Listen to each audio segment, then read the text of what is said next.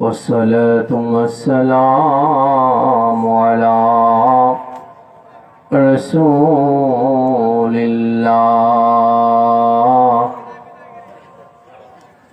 وعلى آلك وأهل بيتك يا حبيب الله ونشهد أن لا إله إلا الله وحده لا شريك له ونشهد أن سيدنا وسندنا ومولانا ومعوانا وملجانا ومعيننا ورحيمنا وكريمنا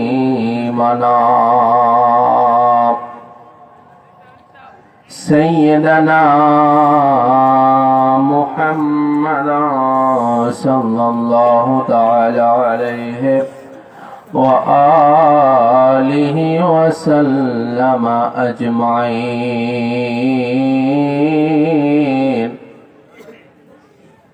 وخصوصا على سيدنا غوث الأعظم أمين المكين رؤوف الرحيم فأعوذ بالله من الشيطان الرجيم بسم الله الرحمن الرحيم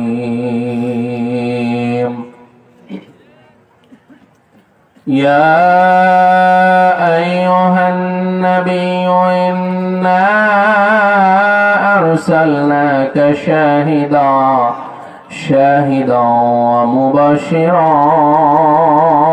ونذيرا وداعيا إلى الله بإذنه وسراجا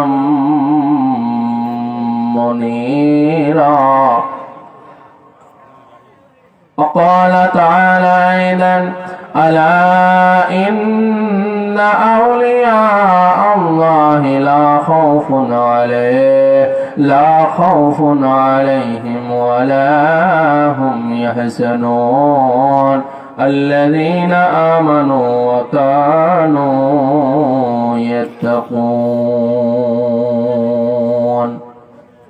صدق الله العلي العظيم وصدق رسوله النبي الحبيب الكريم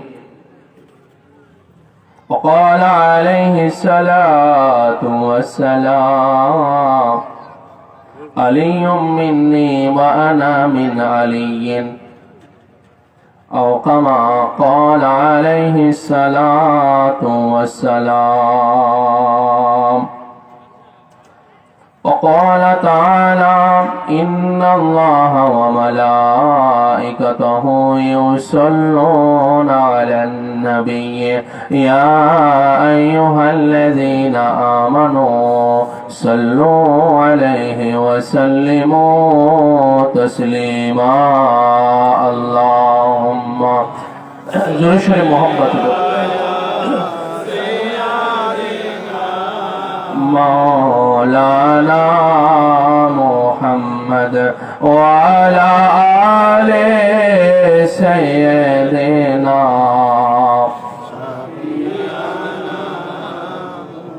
اللهم صل على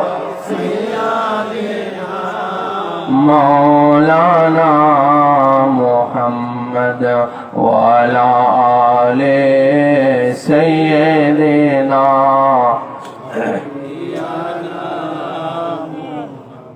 मुअज्जज़ हज़रीन सामीन इकराम आशिकान व मुहिब्बान मुस्तफ़ा व अहले बैत मुस्तफ़ा व जदरान शुहदाए करबला आज मेदिनीपुर दरबार शरीफेर His Holiness Sayyidina Maulana wa Murshidina Hazrat Sayyid Shah Yusuf Ali Al-Qadri Al-Hassani Al-Husaini Al-Baghdadi Maddajilluhul Ali, তিনার ব্রাদারে দুমি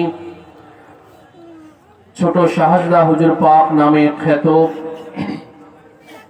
ছোট হুজুর পাক কিবলা ও কাবা নামে খ্যাত সৈয়দনা ওয়া মাওলানা ওয়া মুর্শিদনা হযরত সৈয়দ শাহ রওয়াইশিদ আলী আল কাদরি আল হাসানি আল হুসাইন আল বাগদাদি মাদ্দাজিল্লাহুল আলী,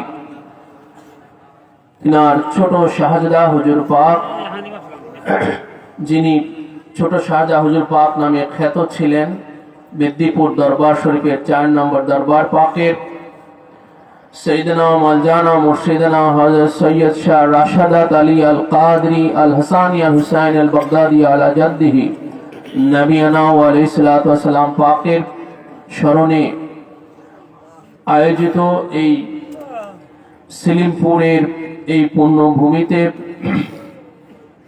বিগত বছরের ন্যায় এবারও এই আজিমুশান মহাপবিত্র আয়োজন করা হয়েছে ওয়াজ মাহফিল, পড়া পাক এবং তাবারক বিতরণ, বিভিন্ন কর্মসূচির আয়োজন করা হয়েছে। মহা আয়োজনে আল্লাহ পাক আমাদের দূর দূরান্ত এবং অত্র এলাকা হতে সমবেত হওয়ার তৌফিক দান করেছেন। মেদিনীপুর দরবার শরীফের আঞ্জুমানে কাদরিয়ার ভক্ত মুরিদানগণ এবং বিভিন্ন তরিকার সিলসিলার ভক্ত বৃন্দগণ, আপনাদের সকলের প্রতি জানাই আন্তরিক শুভেচ্ছা, মোবারকবাদ এবং আসসালামু আলাইকুম ওয়া রাহমাতুল্লাহ। প্রতি বছরই এই মাহফিলে আপনারা যারা আসেন, আমরা একটা জিনিস লক্ষ্য করে খুবই অভিভূত হই যে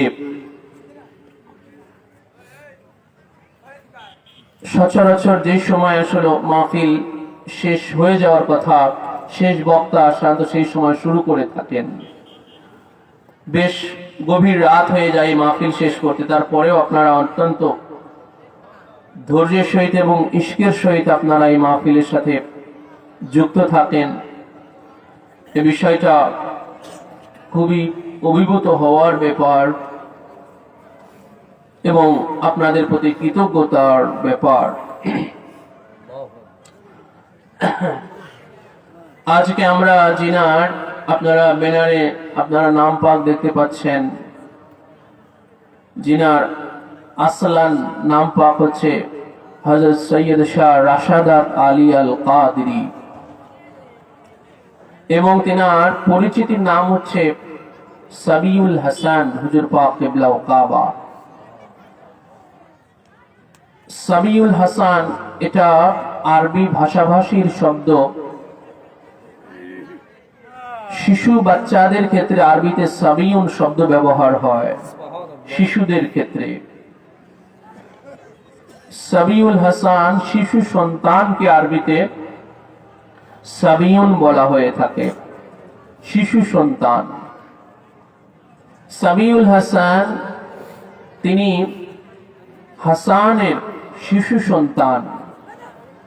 হাসান বলতে এখানে বড় ইমাম পাক হযরত সৈয়দনা ওয়া মাওলানা হযরত ইমাম হাসান আল মুজতবা আলাইহিস সালাতু ওয়াস সালাম কে মিন করা হয়েছে, বোঝানো হয়েছে। অর্থাৎ আজকে আমরা জিনার স্মরণে আয়োজিত এই মাহফিল পাকে আমরা আসছি, ওনার নিসবত, ওনার সম্পর্ক হচ্ছে ইমাম হাসান আলাইহিস সালাতু ওয়াস সালামের সাথে। সুবহানাল্লাহ। এই জন্য ওনার পরিচিতির নাম হচ্ছে সাবিউল হাসান, যিনি ইমাম হাসান আলাইহিস সালামের শিশু সন্তান, ইমাম হাসান আলাইহিস সালামের বংশের একজন শিশু সন্তান। নিসবাতটা ওনার পর্যন্ত চলে গেছে, ওনার এটা বংশীয় নিসবাত, ইমাম হাসান আলাইহিস সালামের খানদানের সন্তান। এবং যিনি রাসূল আকরাম জনাবে মুহাম্মদুর রাসূলুল্লাহ সাল্লাল্লাহু আলাইহি ওয়া সাল্লাম পাকের বংশের মৌলাই কায়নাত শেরে খোদা মৌলা আলী আলাইহিস সালামের বংশের একজন উজ্জ্বল নক্ষত্র ছিলেন। এই দুনিয়াতে তিনি অনেক লম্বা হায়াতে পাক নেন নেই, অতি অল্প হায়াতে পাক এই দুনিয়াতে কাটিয়েছেন। সেটা হলো মাত্র 7 বছর। 7 বছরের বাচ্চাকে আমরা শিশু সন্তানই বলে থাকি, ঠিক কিনা বলেন? তো তিনার যে পরিচিতির নাম পাক সবিউল হাসান, ইমাম হাসান আলাইহিস সালামের শিশু সন্তান। এই শিশু হালাতেই তিনি দুনিয়া থেকে পর্দা নিয়েছেন, বিসালে পাক গ্রহণ করেছেন। শিশুর উপরে আর যান নাই। 7 বছর উমর মুবারকে 2002 সনের এই সফর মাসের 9 তারিখে তিনি বিসালে পাক গ্রহণ করেছিলেন কলকাতাতে। তো আমরা এই অনুষ্ঠানটা 7ই মার্চ করা হতো, আপনারা জানেন তাই না? 7ই মার্চ এই অনুষ্ঠানটা করা হতো, কিন্তু এবারে সেই 7ই মার্চটা রমজান এবং ঈদের মধ্যে পড়ে যাচ্ছে।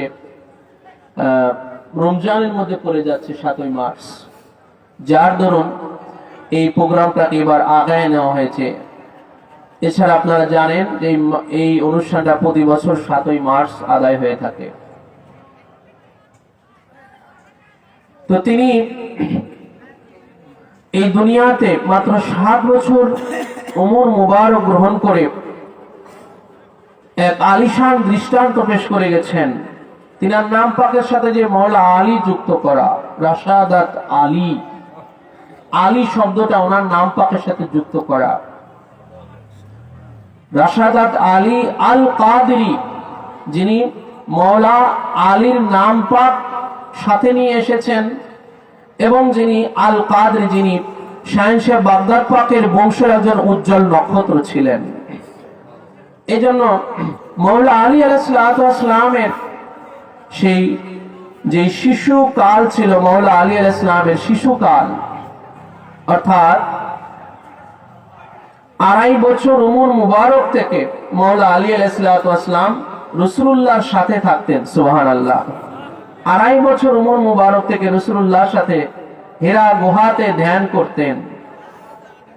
রাসূলুল্লাহ সাল্লাল্লাহু আলাইহি সাল্লামের সাথে কাবা শরীফে যেতেন, কাবা শরীফ তাওয়াফ করতেন, হাজারে আসওয়াদ চুম্বন করতেন। 2.5 বছর উমর মুবারক হতে মওলা আলী আলাইহিস সালাম 7 বছর উমর মুবারকে রাসূলুল্লাহর সাথে নামাজ আদায় করতেন মওলা আলী আলাইহিস সালাম।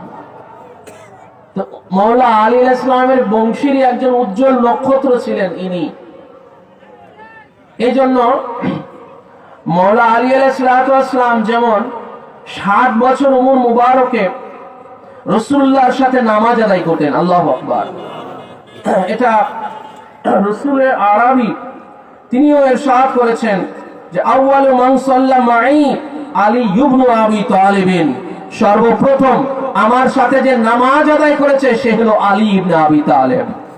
এটা রাসূল আকরাম সাল্লাল্লাহু আলাইহি ওয়া সাল্লাম পাক ইরশাদ করেছেন। এবং হুজুর আরো ইরশাদ ফরমালেন যে আউয়ালু মান আসলামা আলীউন আলাইহিস সালাম, সর্বপ্রথম যিনি ইসলামের গওয়াহি দিয়েছেন তিনি হচ্ছেন হযরতে আলী আলাইহিস সালাতু ওয়াস সালাম।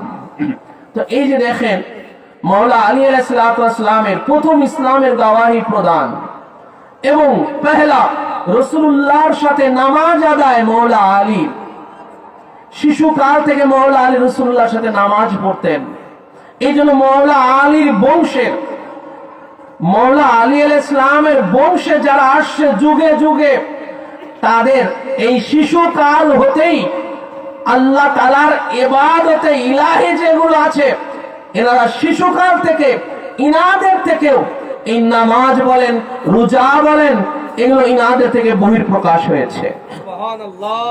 যেমন মওলা আলী আলাইহিস সালামের বংশের উজ্জ্বল নক্ষত্র পীরানে পীর সাইয়েদনা ওয়া মুর্শিদনা আবু মোহাম্মদ মহিউদ্দিন শাইখ আব্দুল কাদের জিলানী আল হাসানী আল হুসাইনি আল বাগদাদি আলা জাদ্দিহি নবিয়ানা ওয়া আলাইহিস সালাতু ওয়াস সালাম, যিনি কিনা এই রমজান মুবারকের पहला रमजाने दुनियाते ताशरीफ एने दुनियाते ताशरीफ एने रोजा রাখলেন আর দুনিয়াতে প্রকাশিত হওয়ার আগেই আম্মা জানের বাতনে আতাহার হতে যিনি আকাশের চাঁদ মুবারক দেখে আসলেন, তাই না? রমজান মুবারকের যে চাঁদ, রাসূলুল্লাহ সাল্লাল্লাহু আলাইহি ওয়াসাল্লাম হাদিস শরীফের মধ্যে ইরশাদ করেছেন, তোমরা চাঁদ দেখে রোজা শুরু করো আর চাঁদ দেখে রোজা শেষ করো, রোজাকে ছেড়ে দাও চাঁদ দেখে।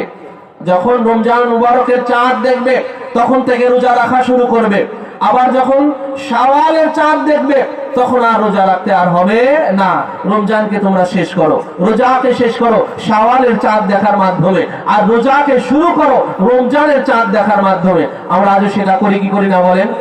চাঁদ যদি আমরা দেখি না, কিন্তু যখন রাষ্ট্রীয়ভাবে যখন দেখা হয়, রাষ্ট্রীয়ভাবে দেখেও যখন আমাদেরকে জানানো হয় যে রমজান মুবারকের চাঁদ উঠে গেছে, আমরা কিন্তু রোজা রাখা শুরু করে দেই, ঠিক কিনা বলেন?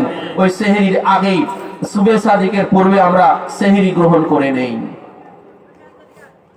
তো সেই 470 হিজরিতে ইরানের জিলানবাসী যখন আকাশের চাঁদ দেখতে পারে নাই, আগের দিন যখন চাঁদ দেখতে পারে নাই, 29 শাবান যখন আকাশের চাঁদ দেখতে পারে নাই ইরানের জিলান নগরীবাসী, 29 শাবান সে সময় গৌস পাক আম্মা জানের বাতনে আতাহারে ছিলেন। কোথায় ছিলেন বলেন? কোথায় ছিলেন ভাই? বাতনে আতাহারে মানে গর্ভ মুবারকে আসেন, এখনো প্রকাশিত হন নাই তিনি। আকাশে চাঁদ উঠেছে, 29 শাবানে আকাশে চাঁদ উঠেছে, কিন্তু আকাশ মেঘাচ্ছন্ন থাকার কারণে ইরানের জিলানবাসীরা চাঁদ দেখতে পারে নাই। গৌস পাক তখন আম্মা জানের বাতনে আতাহারে গর্ভ মুবারকে উনি বাতনে আতাহারতে গর্ভ মুবারকে থাকা অবস্থায় আকাশের চাঁদ দেখেছিলেন। সুবহানাল্লাহ। এর অনেক রাজ, অনেক মাহাত্ম্য আছে শাহেনশাহ বাগদাদ পাকের। তিনার পাক জবানে ইরশাদ করেছেন, নাযারতু ইলা বিলাদিল্লাহি জামআন কাখারদালাতিন আলা হুকমি ইত্তিসালি। আমি আল্লাহর জগৎসমূহের দিকে যখন তাকালাম, আল্লাহ তামাম জগৎসমূহ আমার কাছে একটা সরিষা দানার মতো হয়ে গেল। এজন্য হুজুর শাহেনশাহ বাগদাদ পাকের কাছে এই দুনিয়া এত বড় কিছু না, একটা সরিষা দানার মতো। এজন্য এই ওনার এই বেলায়েতি নজর, উনি দুনিয়াতে আসার আগে থেকেই ওনার এই বেলায়েতি বুজুর্গি আম্মা জানের বাতনে আতার হতেই তিনি কারামত পাক দেখিয়েছেন। দেখাইছেন কিনা ভাই? দেখিয়েছেন। বাতনে আতার হতে আকাশের চাঁদ দেখে এসেছেন, নাহলে তিনি রোজা রাখলেন কি করে? ভাই, যখন চাঁদ প্রথম যখন ওঠে সেই দিন কি চাঁদ বেশিক্ষণ থাকে আকাশে? প্রথম যেদিন চাঁদ ওঠে ওই দিন কি আকাশে বেশিক্ষণ থাকে? মাগরিবের বেশি পরে কি আর চাঁদ দেখা যায় বলেন? আর যখন সুবে সাদিকের পূর্ব মুহূর্ত, সেহরি টাইম, সুবে সাদিকের পূর্ব মুহূর্ত হচ্ছে, সুবে সাদিকের আগ পর্যন্ত হচ্ছে সেহরি টাইম। যখনই সুবে সাদিক হয়ে গেল সেহরির টাইম শেষ হয়ে গেল, ঠিক কিনা বলেন? সুবে সাদিক হয়ে গেলে সেহরির টাইম শেষ হয়ে গেল। তো সেই সময় তো আকাশে চাঁদই নাই, আড়াল হয়ে গেছে। তাহলে গৌসে পাক যখন এই দুনিয়াতে প্রকাশিত হলেন, খুব গভীর মনোযোগ খেয়াল করেন, গৌস পাক যখন প্রকাশিত হলেন কখন? সুবে সাদিকের পূর্ব মুহূর্তে। ঠিক আল্লাহ রসুল যেই সময় এই দুনিয়াতে তাশরিফ এনেছিলেন, প্রকাশ পেয়েছিলেন, হুজুর শাহেনশাহ বাগদাদ পাক ওই একই টাইমে এই দুনিয়াতে তিনি এসেছিলেন, একই টাইমে, একই সময়ে। সেটা হলো সুবে সাদিকের পূর্ব মুহূর্ত, সেহরির টাইম যেটা। তো গৌস পাক যখন দুনিয়াতে প্রকাশ পাইলেন, জাহির হলেন, তখন তো আকাশের চাঁদই দৃশ্যমান নাই। আগের দিন মাগরিবের সময় চাঁদ উঠে সেই সময় আড়াল হয়ে গেছে, ইরানের জিলানবাসী চাঁদই দেখতে পারে নাই। তাহলে গৌস পাক যখন চাঁদ আকাশে উঠে আড়াল হয়ে গেছে, সেই সময় গৌসে পাক আম্মা জানের বাতনে আতাহারে ছিলেন। আর যখন তিনি প্রকাশিত হলেন, বিলাদত পাক গ্রহণ করলেন, সেই সময় তো আকাশে চাঁদই দৃশ্যমান নাই, ঠিক কিনা বলেন? সেই সময় হচ্ছে সেহরির সময়। তাহলে কি বোঝা গেল এখান থেকে? কি প্রমাণ হলো? যে গৌস পাক উনি আম্মা জানের বাতনে আতারতে চাঁদ দেখে নিয়েছেন, ঠিক কিনা বলেন? আম্মা জানের বাতনে আতারতে তিনি চাঁদ পাক দেখে নিয়েছেন। আর ঠিক ওই যখন সেহরি গ্রহণ করতে হবে সেই সময় আম্মা জানের দুগ্ধ মুবারক পান করেছেন। সুবে সাদিক অর্থাৎ সেহরির টাইম যখন শেষ হয়ে গেছে এরপরে থেকে আর গৌসে পাক দুগ্ধ পান করেন নাই, ঠিক কিনা বলেন? আর দুগ্ধ পান করেন নাই,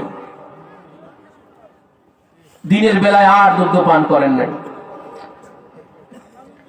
তখনই না ইরানে শাহেনশা বাগদাদ পাকের এই যে দিনের বেলায় দুগ্ধ মুবারক পান করছেন না ইরানের, এই জন্য ওনার ঘর থেকে গৌসে পাকের আম্মা জানের ঘর হতে প্রমাণিত হলো, প্রকাশিত হয়ে গেল, জাহির হলো যে গতকাল রমজানের চাঁদ উঠে গেছে।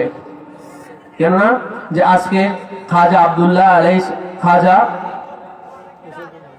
গৌসে পাকের আব্বাজান হুজুর কেবলা ও কাবা,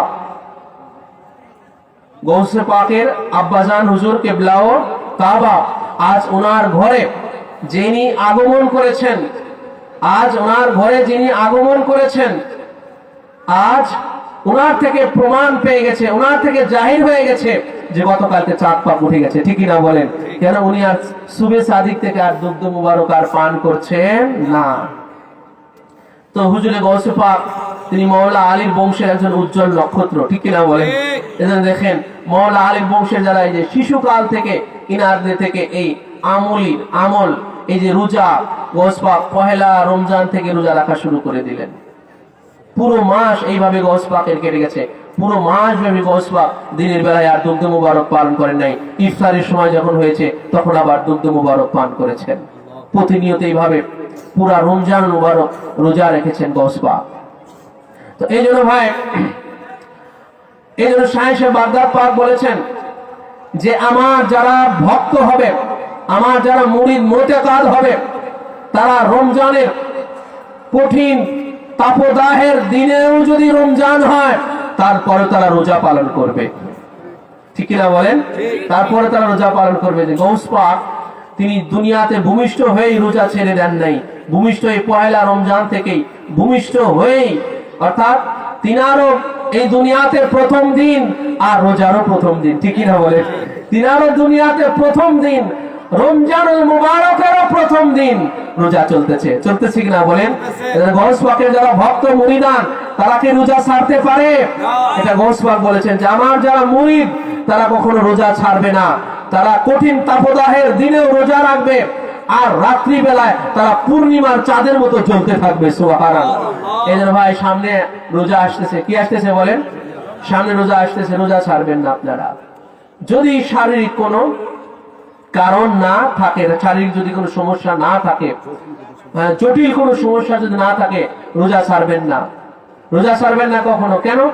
যে গৌস পাক দুনিয়াতে এসেই তো রোজা ছাড়েন নাই, ঠিক কিনা বলেন? গৌস পাক দুনিয়াতে এসেই রোজা ছাড়েন নাই, আমরা কেন সেই রোজা ছেড়ে দেবো? গৌস পাকের তরিকা ধরে, গৌসে পাকের দামন ধরে আমরা কেন সেই রোজা ছেড়ে দেবো? কঠিন কালে রোজা ছাড়বেন না, রোজা যথাসাধ্য চেষ্টা করবেন সমস্ত অজুহাতকে ছেড়ে দিয়ে। কারণ রোজা যারা আসলে থাকে না, দেখবেন যে আসলে তারা বিভিন্ন অজুহাত দাঁড় করায়, আসলে কিছুই না, ঠিক কিনা বলেন? এমনি এমনি আসলে অজুহাত দাঁড় করায়, তাছাড়া আসলে কিছু না। এই জন্য মনোবল হারানো যাবে না, সাহস রাখতে হবে, হিম্মত রাখতে হবে। কারণ রোজা একটা উচ্চ মর্গের সাধনা, রোজা একটা কি বলেন? উচ্চ মর্গের সাধনা, জেনে রাখবেন। হ্যাঁ, এই জন্য এই সাধনা এটা অনেক কঠিন একটা আমল। রোজা একটা সবচেয়ে বড় কঠিন আমল হচ্ছে রোজা পালন করা। এই জন্য এই কঠিনটাকে জয় করতে হবে, এই সাধনায় এই সাধনাটাকে জয় করতে হবে। তো যেটা বলছিলাম যে শাহেনশা বাগদাদ হুজুর গৌসে পাক রোজা পালন করলেন। তো আজকে জিনান স্মরণে এই মাহফিলে আমরা আসছি, ছোট শাহজাহান হুজুর পাক কিবলা ও কাবা তিনিও এই ছোটবেলা থেকে এই যে মওলা আলী আলাইহিস সালাতু ওয়াস সালাম যেইভাবে রাসূলুল্লাহর সাথে নামাজ, কাবা শরীফ তাওয়াফ, হাজর আসওয়াদ এইগুলো নিয়ে থাকতেন মওলা আলী আলাইহিস সালামের শিশুকালে, এই যে এই আমলগুলো নিয়ে থাকতেন রাসূলুল্লাহর সাথে। তো ছোট শাহজাহান হুজুর পাক কিবলা ও কাবা তিনিও 4 নম্বর দরবার পাকে ভক্তবৃন্দদেরকে নিয়ে এবং তিনি নিজে এই আমলগুলো নিয়ে তিনি থাকতেন। সুবহানাল্লাহ। এত শিশু অবস্থায় অল্প বয়সে তিনি নামাজ নিয়ে থাকতেন, আজান নিয়ে থাকতেন, পরাপাক নিয়ে থাকতেন, হামদ এবং নাত খানি নিয়ে থাকতেন। তিনার জীবনে শুধু এইগুলোই ছিল। আজান, তিনি আজান নিয়ে থাকতেন, নামাজ নিয়ে থাকতেন। 4 নম্বর দরবার পাকে নামাজ নিয়ে থাকতেন, আজান নিয়ে থাকতেন। তিনি যখন আজান হতো, যদি শয়ন অবস্থায় থাকেন, শো অবস্থায় থাকতেন, আজান শুরু হলেই তিনি শো অবস্থা থেকে উঠে বসে যেতেন। শিশু অবস্থা, কিন্তু তারপরে দেখেন নামাজের সময় উনি উঠে বসে যেতেন, আজানের সময় উঠে বসে যেতেন। 4 নম্বর দরবার পাকে খাদেম ভাইদেরকে নামাজের কাতারে দাঁড় করিয়ে দিতেন। এত ছোট বাচ্চারা কি নামাজ বোঝে বলেন? আজান বোঝে ভাই? কিন্তু খাদেম ভাইদেরকে নামাজে দাঁড়িয়ে দিতেন, মাথায় টুপি পরিয়ে দিতেন। এক খাদেম ভাইকে, কোন খাদেম ভাইকে মাথায় টুপি পরিয়ে দিতেন, বা কোন জায়েরিনকে টুপি পরিয়ে দিতেন আজান দেওয়ার জন্য তাকে। তিনি আজান হাঁকতেন। আর যখন সেই নাম প্রকাশিত আশহাদু আন্না মুহাম্মাদার রাসূলুল্লাহ, তিনি এইভাবে এই 2 হাতে এইভাবে তিনি চুম্বন করতেন। রাসূল পাক সাল্লাল্লাহু আলাইহি ওয়াসাল্লামের নাম পাক শোনা মাত্র তিনি এইভাবে চুম্বন করতেন। তিনি পরাপাক অত্যন্ত পছন্দ করতেন, বিশেষ করে মাতম পাক খুব পছন্দ করতেন। শাহেনশাহ কারবালা, সোহাদায়ে কারবালা স্মরণে যে মাতম পাক গুলো আছে, এই মাতম পাক গুলো তিনি সবচেয়ে জোশের সহিত, ইশকের সহিত তিনি শুনতেন। যিনারা ভালো পড়তে পারতেন তাদেরকে দিয়ে তিনি পড়াইতেন। আর এই পরাপাক যখন ওনার সামনে করা হতো, দেওয়ানে পাক হতে, নওহা পাক হতে, যখন ওনার সামনে পরাপাক করা হতো, তিনি ইশকের সহিত এইভাবে দুলতেন। সুবহানাল্লাহ। তিনি ইশকের সহিত এইভাবে দুলতেন।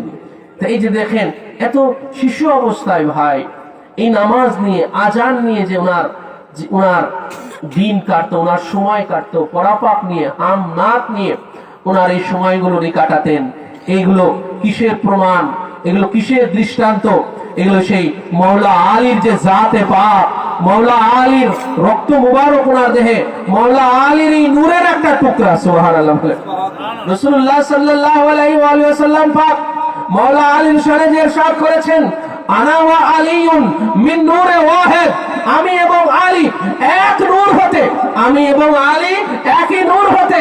আনা ওয়া আলিয়ুন মিন শাজারাতিন ওয়াহিদাতিন, আমি এবং আলী একটা বৃক্ষ থেকে।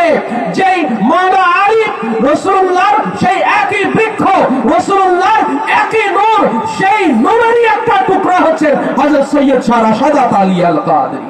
নারায়ে তাকবীর, নারায়ে তাকবীর, নারায়ে রিসালাত, নারায়ে রিসালাত, নারায়ে হায়দারি, নারায়ে হায়দারি, নারায়ে হোসাইন, নারায়ে হোসাইন, নারায়ে গাউস, আঞ্জুমান কাদেরিয়া, মেদিনীপুর দরবার শরীফ। নারায়ে তাকবীর। জিনার শরিয়াতের অবস্থানের ঠিকানা হচ্ছে মেদিনীপুর দরবার শরীফের জোড়া মসজিদ পাক, মেদিনীপুর জোড়া মসজিদ পাকে জিনার মাজার শরীফ। তিনার জাহিরি শরিয়াতের ঠিকানা, কিন্তু তিনার একটা বাতিনি আর একটা ঠিকানা আছে তিনার অবস্থানের, সেটা হচ্ছে বাগদাদ শরীফ। সুবহানাল্লাহ ওয়া বিহামদিহি। বাগদাদ শরীফে তিনার একটা বাতিনি অবস্থানের ঠিকানা আছে ভাই, জেনে রাখবেন। এটা তিনি বেসালে পাক পরবর্তী যখন ওনার নাম পাকের উপরে আমাদের রাজবাড়ির দৌলদিয়ার জমিনে যে মাদ্রাসা পাক যখন ওপেন হলো 2009 সালের 8ই এপ্রিলে, সেই শুভ উদ্বোধনের যে আজিমুস শান যে মহা আয়োজন হয়েছিল, সেই আয়োজন পরবর্তী তিনি এই দরবার পাকের একজনকে, এই দরবার পাকের ঘরের একজনকে স্বপ্নে দেখালেন যে তিনি এই মহা আয়োজনে এই যে তিনার নাম পাকের যে মাদ্রাসা উদ্বোধন হলো, যে মহা আজিমুসান যে মহা আয়োজন হয়েছিল, বাগদাদ শরীফের মোতাওয়াল্লি আসছিলেন, বাগদাদ শরীফের হযরত আসছিলেন এই মাদ্রাসার ফলক উন্মোচন করার জন্য। সুদূর বাগদাদ শরীফ থেকে দুলুদিয়াতে আসছিলেন, সুদূর বাগদাদ শরীফ হতে বাগদাদ শরীফের মোতাওয়াল্লি হযরত আসছিলেন সৈয়দ হারিস গিলানি এই দৌলদিয়ার জন্য, এই মাদ্রাসা পাকের ফলক উন্মোচন করার জন্য। সেই মহা আয়োজন পরবর্তী তিনাদেরই 4 নম্বরের ইনাদেরই ঘরের একজনকে স্বপ্নে দেখানো হলো যে তিনি এই মহা আয়োজনে এই ওপেনিং এর সময় তিনিও বাতিনি ভাবে, রুহানি ভাবে তিনিও এই দৌলদিয়ার জমিনে কয়েকটা দিন অবস্থান করেছিলেন। আল্লাহ পাক পবিত্র কুরআনুল কারীমের মধ্যে ইরশাদ করেছেন যে আল্লাহ পাক তার বান্দাদের রূহগুলোর উপরে বিশেষ বিশেষ কিছু রূহ আছে, সেই রূহগুলোর উপরে আল্লাহ পাক এমন বিশেষত্ব আল্লাহ পাক দান করেন যে রূহগুলো বেসাল পরবর্তী, বেসালে হক পরবর্তী তাদের রূহানি শক্তি আরো বেশি গুণ বৃদ্ধি পেয়ে যায়। এই আয়াতে পাকের তাফসিরে রুহুল বায়ানে বর্ণনা করা হয়েছে যে এই রূহগুলো হলো নবী রাসূলদের রূহ, এই রূহগুলো হলো আহলে বায়াত আলে মুহাম্মাদের রূহ, এই রূহগুলো হলো ওলিয়া আল্লাহদের রূহ। বলুন সুবহানাল্লাহ। যার কারণে দেখেন যে যখন রাসূলুল্লাহ মিরাজ শরীফ সংগঠিত হলো, কি হলো ভাই? মিরাজ শরীফ যখন সংগঠিত হলো, আল্লাহ রাসূল মক্কা শরীফ হতে পহেলা কোথায় গিয়েছিলেন? কোথায় গেলেন? মক্কা শরীফ থেকে কোথায় গেলেন আগে? বাইতুল মুকাদ্দাসে। কোথায় গেলেন বলেন? বাইতুল মুকাদ্দাসে। মনে রাখবেন এগুলো। বাইতুল মুকাদ্দাস মানে ফিলিস্তিনের যে জমিনে যে বাইতুল মুকাদ্দাস, জেরুজালেমে যে মসজিদে আকসা আছে, কি আছে বলেন? মসজিদে আকসা। ইহুদিরা ওটাকে আজও বলা চলে, ইহুদিরাই ওটাকে আজ পর্যন্ত ওটাকে অবরুদ্ধ করে রাখছে, ঠিক না বলেন? তো সেই মসজিদে আকসাতে আল্লাহ রাসূল যখন গেলেন, সেখানে সমস্ত নবীরা হাজির হয়েছে। এগুলো কিনা বলেন? সমস্ত নবীরা সেখানে হাজির হয়েছিল না? যারা হাজার হাজার বছর আগে যারা ইন্তেকাল করেছে, আদম আলাইহিস সালাম থেকে ঈসা আলাইহিস সালাম পর্যন্ত সব নবী মসজিদে আকসাতে হাজির হয়েছিল, সশরীরে হাজির হয়েছিল। হাজির হয়ে তারা কি করেছিল সেখানে বলেন তো? রাসূলুল্লাহর পিছনে কি করেছিল? নামাজ আদায় করেছিল। এরপর আল্লাহ রাসূল মসজিদে আকসা হতে যখন এবারে আসমানের দিকে ছুটলেন, প্রত্যেক আসমানে নবীদের সাথে আবার সাক্ষাৎ হয়েছে কিনা বলেন? হয়েছে কি হয় নাই? একদম প্রথম আসমান থেকে 7 আসমান পর্যন্ত আদম আলাইহিস সালামের সাথে সাক্ষাৎ হয়েছে, জাকারিয়া আলাইহিস সালামের সাথে সাক্ষাৎ হয়েছে, ইদ্রিস আলাইহিস সালামের সাথে সাক্ষাৎ হয়েছে, মুসা আলাইহিস সালাম, ঈসা আলাইহিস সালাম, এইভাবে বেশ কিছু নবীর সাথে আসমানে রাসূলুল্লাহর সাক্ষাৎ হয়েছে, তাদের সাথে কথা হয়েছে। তারা রাসূলুল্লাহর জিয়ারত পাক আবার আসমানেও তারা লাভ করেছেন, রাসূলুল্লাহর সাথে তাদের আলাপ হয়েছে, কথা হয়েছে। তো এই যে ভাই দেখেন, রাসূলুল্লাহ সাল্লাল্লাহু আলাইহি সাল্লাম যখন মক্কাতুল মুকাররমা হতে, হাদিস শরীফের মধ্যে আসছে, মক্কাতুল মুকাররমা হতে, যেমন একজন নবীর কথা বলি, মক্কাতুল মুকাররমাতে যখন আল্লাহ রাসূল মক্কাতুল মুকাররমা হতে যখন মসজিদে আকসার দিকে যাইতেছিলেন, যখন জর্ডানের উপর দিয়ে যাইতেছিলেন, জর্ডানে মুসা আলাইহিস সালামের রওজা শরীফ, ওনার মাজার শরীফ, তো এই মুসা আলাইহিস সালামের মাজার শরীফের উপর দিয়ে যখন জর্ডান অতিক্রম করতেছিলেন, আল্লাহ রাসূল বলেন, আমি মুসা আলাইহিস সালামকে ওনার কবরে আকদাসের মধ্যে দেখলাম যে তিনি দাঁড়িয়ে দাঁড়িয়ে নামাজ আদায় করতেছেন। সুবহানাল্লাহ। আবার যখন রাসূলুল্লাহ মসজিদে আকসাতে গিয়েছিলেন, মুসা আলাইহিস সালাম ওখানে ছিল কিনা? মসজিদে আকসাতে ছিল কিনা বলেন? সব নবী যখন ওখানে হাজির হয়েছে, তো মুসা আলাইহিস সালাম কি বাদ পড়ছে বলেন? মুসা আলাইহিস সালাম কি বাদ আছে না? উনিও মসজিদে আকসাতে। তো রাসূলুল্লাহ ওনাকে দেখে গেলেন যে ওনার কবরের মধ্যে উনি নামাজ পড়তেছেন দাঁড়িয়ে দাঁড়িয়ে। আবার মসজিদে আকসাতেও মুসা আলাইহিস সালাম ওখানে হাজির হয়ে গেলেন।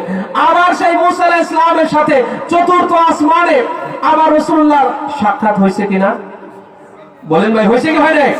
সাক্ষাৎ হয়েছে। তো মুসা আলাইহিস সালাম উনি ওনার কবরের মধ্যেও নামাজ পড়ে, আবার মসজিদে আকসাতে গিয়েও নামাজ পড়ে আবার চতুর্থ আসমানেও চলে যায়। কি ভাই বলেন? চতুর্থ আসমানেও চলে যায়। এই জন্য আল্লাহ পাক যে রূহগুলোর কথা বলেছেন, হ্যাঁ, এই রূহগুলো হলো ওই নবী রাসূলদের রূহ এবং ওলি আল্লাহদের রূহ। সুবহানাল্লাহ। এই জন্য হুজুর শাহে বাগদাদ পাক তিনি তো আল্লাহর ওলি। তিনি কি বলেন? আল্লাহর ওলি। তিনি তো আর নবী নন, তিনি হচ্ছেন আল্লাহর ওলি। এই জন্য গৌসে পাক বলেন وكنت في العلا بنور محمد وقاب قوسين اجتماع الأحبة। শাহে বাগদাদ পাক বলেন যখন রাসূল আরবি জনাবে মুহাম্মদুর রাসূলুল্লাহ সাল্লাল্লাহু আলাইহি সাল্লাম যখন সেই আরশে মুআল্লার দিকে যখন অতিক্রম করবেন, আরশে মুআল্লার দিকে যখন অগ্রসর হবেন, সাত তবক আসমান ছেড়ে সিদরাতুল মুনতাহা ছেড়ে যখন বুরাক যখন ছেড়ে দিলেন, জিবরাইল আলাইহিস সালাম যখন রাসূলুল্লাহ সাল্লাল্লাহু আলাইহি সাল্লাম থেকে আলাদা হয়ে গেলেন, ত্যাগ করলেন, জিবরাইল আর উপরের দিকে অগ্রসর হতে পারবে না, বুরাক আর উপরের দিকে যেতে পারবে না। সেই সময় আল্লাহ রাসূলকে আসমানের উপরে, সাত আসমানের উপর থেকে সিদরাতুল মুনতাহার পরে থেকে আল্লাহ রাসূলকে আরশে মুআল্লাতে নেয়ার জন্য, লামাকানে নেয়ার জন্য যে রফরফ নামক যে বাহন, যে সবুজ গালিটাটা আসলো, আল্লাহ রাসূলের কদম মুবারকের নিচে নিজের ঘাড় বিছিয়ে দিলেন। সেই রফরফ নামক বাহনটাই ছিলেন শাহে বাগদাদ। আল্লাহু আকবার বলেন। ওই রফরফ নামক বাহনটাই ছিলেন হুজুর শাহে বাগদাদ পাক আবু মুহাম্মদ মুহিউদ্দিন শাইখ আব্দুল কাদের জিলানী আল হাসানী আল হুসাইনি আল বাগদাদি। এই জন্য গৌসে পাক বলেন যে ওয়া কুনতু ফিল উলা বিনূরে মুহাম্মাদিন। সেই মুহাম্মাদি নূর যখন সুউচ্চ মাকানের দিকে যাইতেছে, আরশে মুআল্লার দিকে যাইতেছে, আমি সেই নূরে মুহাম্মাদির সাথে আমি গৌস পাক ছিলাম। বলুন সুবহানাল্লাহ। ওয়া কাবা কাউসাইন ইজতিমাইল আহিব্বাতি। যখন আশিক এবং মাশুকের মুহাব্বতের মিলন হইল লামাকানে, কোথায় বলেন? আরশে মুআল্লার উপরে। আরশে মুআল্লার উপরটাকে বলা হয় লামাকান। আরশে মুআল্লার উপরটাকে কি বলা হয় বলেন? লামাকান বলা হয়। কারণ আরশে মুআল্লা হলো শেষ মাকান। মাকান মানে হলো জায়গা। মাকান মানে কি বলেন? জায়গা। আরশে মুআল্লা হলো সর্বশেষ জায়গা। আরশে মুআল্লার উপরে আর কোনো মাকান নাই, কোনো জায়গা নাই। এই জন্য আরশে মুআল্লা আর উপরে বলা হয় লামাকান, যেখানে কোনো মাকান নাই,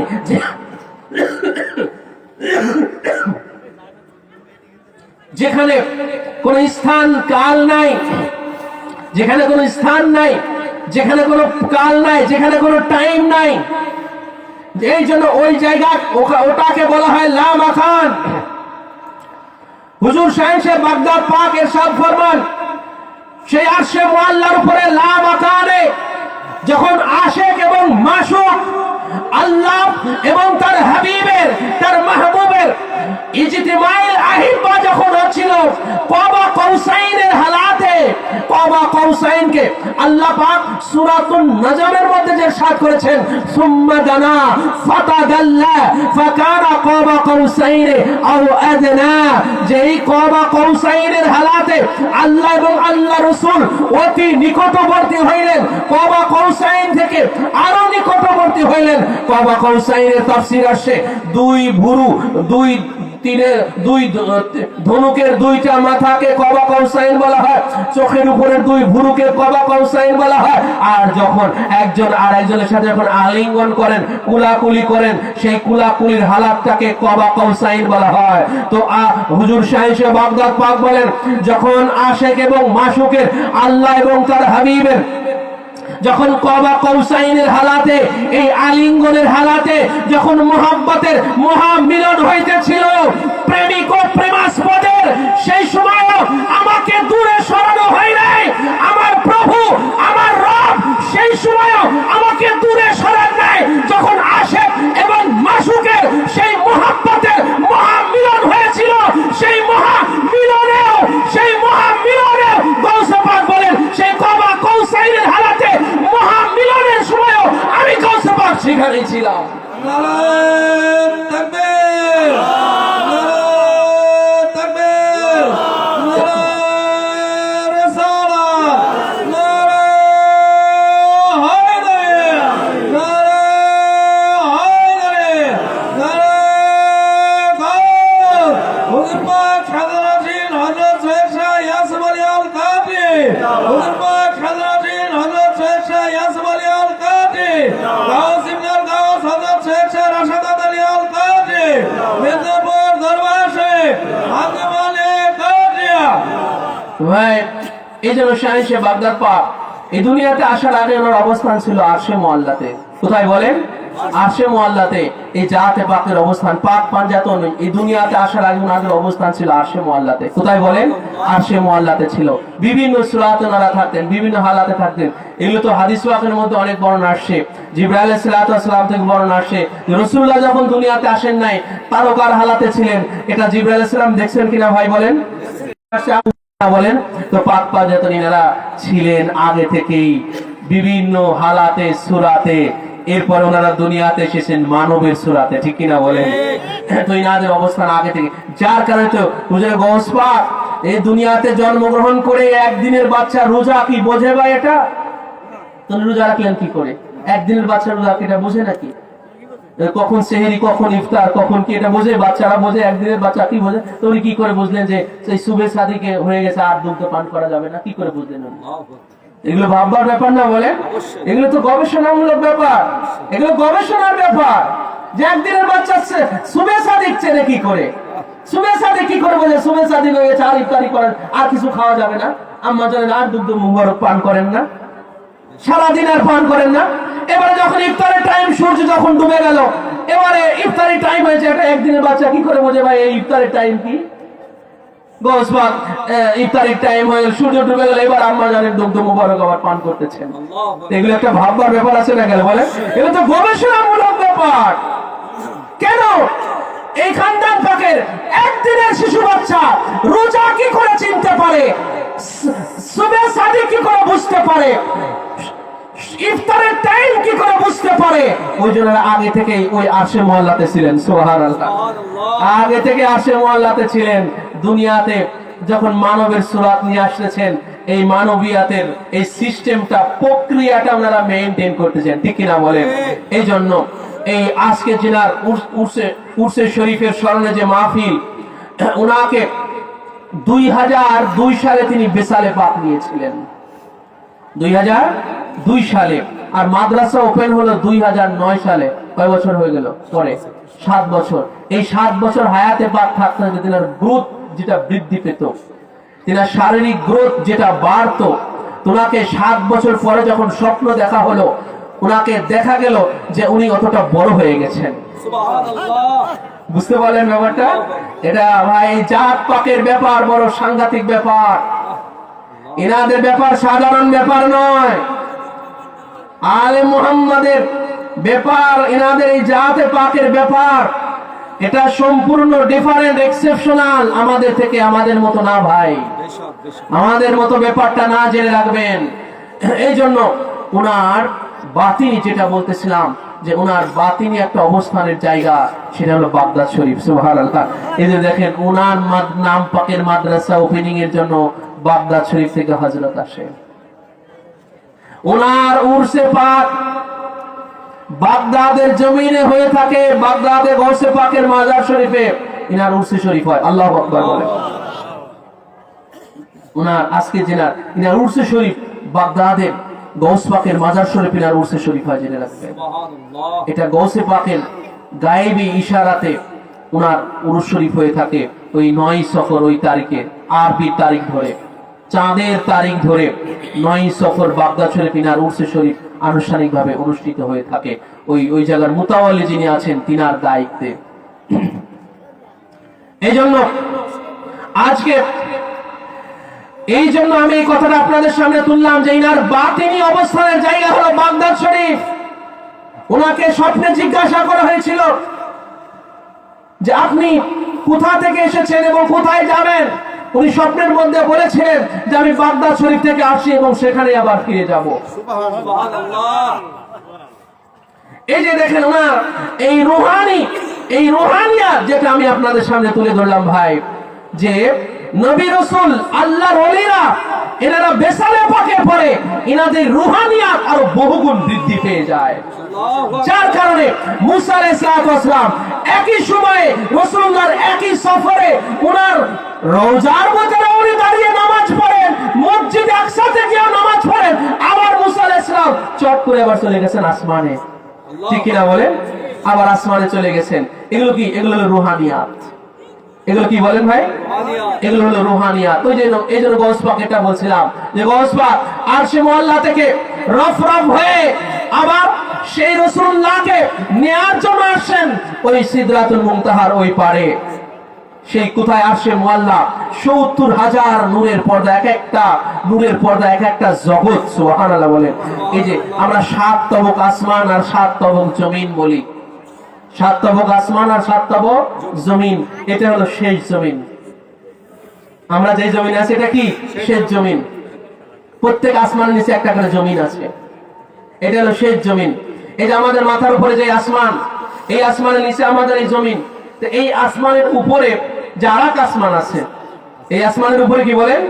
আরেক আসমান আছে। তো ওই আসমানের নিচে যে এটা, ওইটা হলো ওই জমিন। ওইটা হলো কি বলেন? ওই জমিন। মানে আমাদের মাথার উপরে আসমান, এই আসমানের উপরে জমিন, ওই জমিনের উপরে আবার দ্বিতীয় আসমান। বুঝতে পারলেন? এই জন্য বলা হয় ৭ তবক আসমান, অর্থাৎ ৭ আসমান ৭ জমিন বলা হয়। ৭ আসমান ৭ জমিন বলা হয় এই জন্য যে প্রত্যেক আসমানের নিচে যেটা আছে ওটা হলো জমিন। এই যে যেটা আমাদের এটা জমিন, আসমানের নিচে আছে এই জমিন। তো হুজুর শাহেনশাহ বাগদাদ পাক এই জন্য গৌস পাকের এটা রুহানিয়াত, গৌসে পাকের এটা রুহানিয়াত। এই রুহানিয়াতের বর্ণনা আল্লাহ পাক তো কুরআন পাকের মধ্যে একাধিক জায়গাতে দিয়েছেন। আপনারা সূরা নামলের মধ্যে আপনারা পড়েছেন, আপনারা শুনেছেন, আপনারা দেখেছেন। সূরা নামলের মধ্যে সুলাইমান আলাইহিস সালাতু ওয়াস সালামের যে একজন উম্মত ছিল, ওনার নাম ছিল আসিফ বিন বরখিয়া। উনি আবদাল শ্রেণীর ওলি ছিলেন। কোন শ্রেণীর ওলি ছিলেন ভাই? আবদাল শ্রেণীর ওলি। সূরা নামল খুলে বের করে দেখবেন, সূরা নামল। সূরার নাম কি?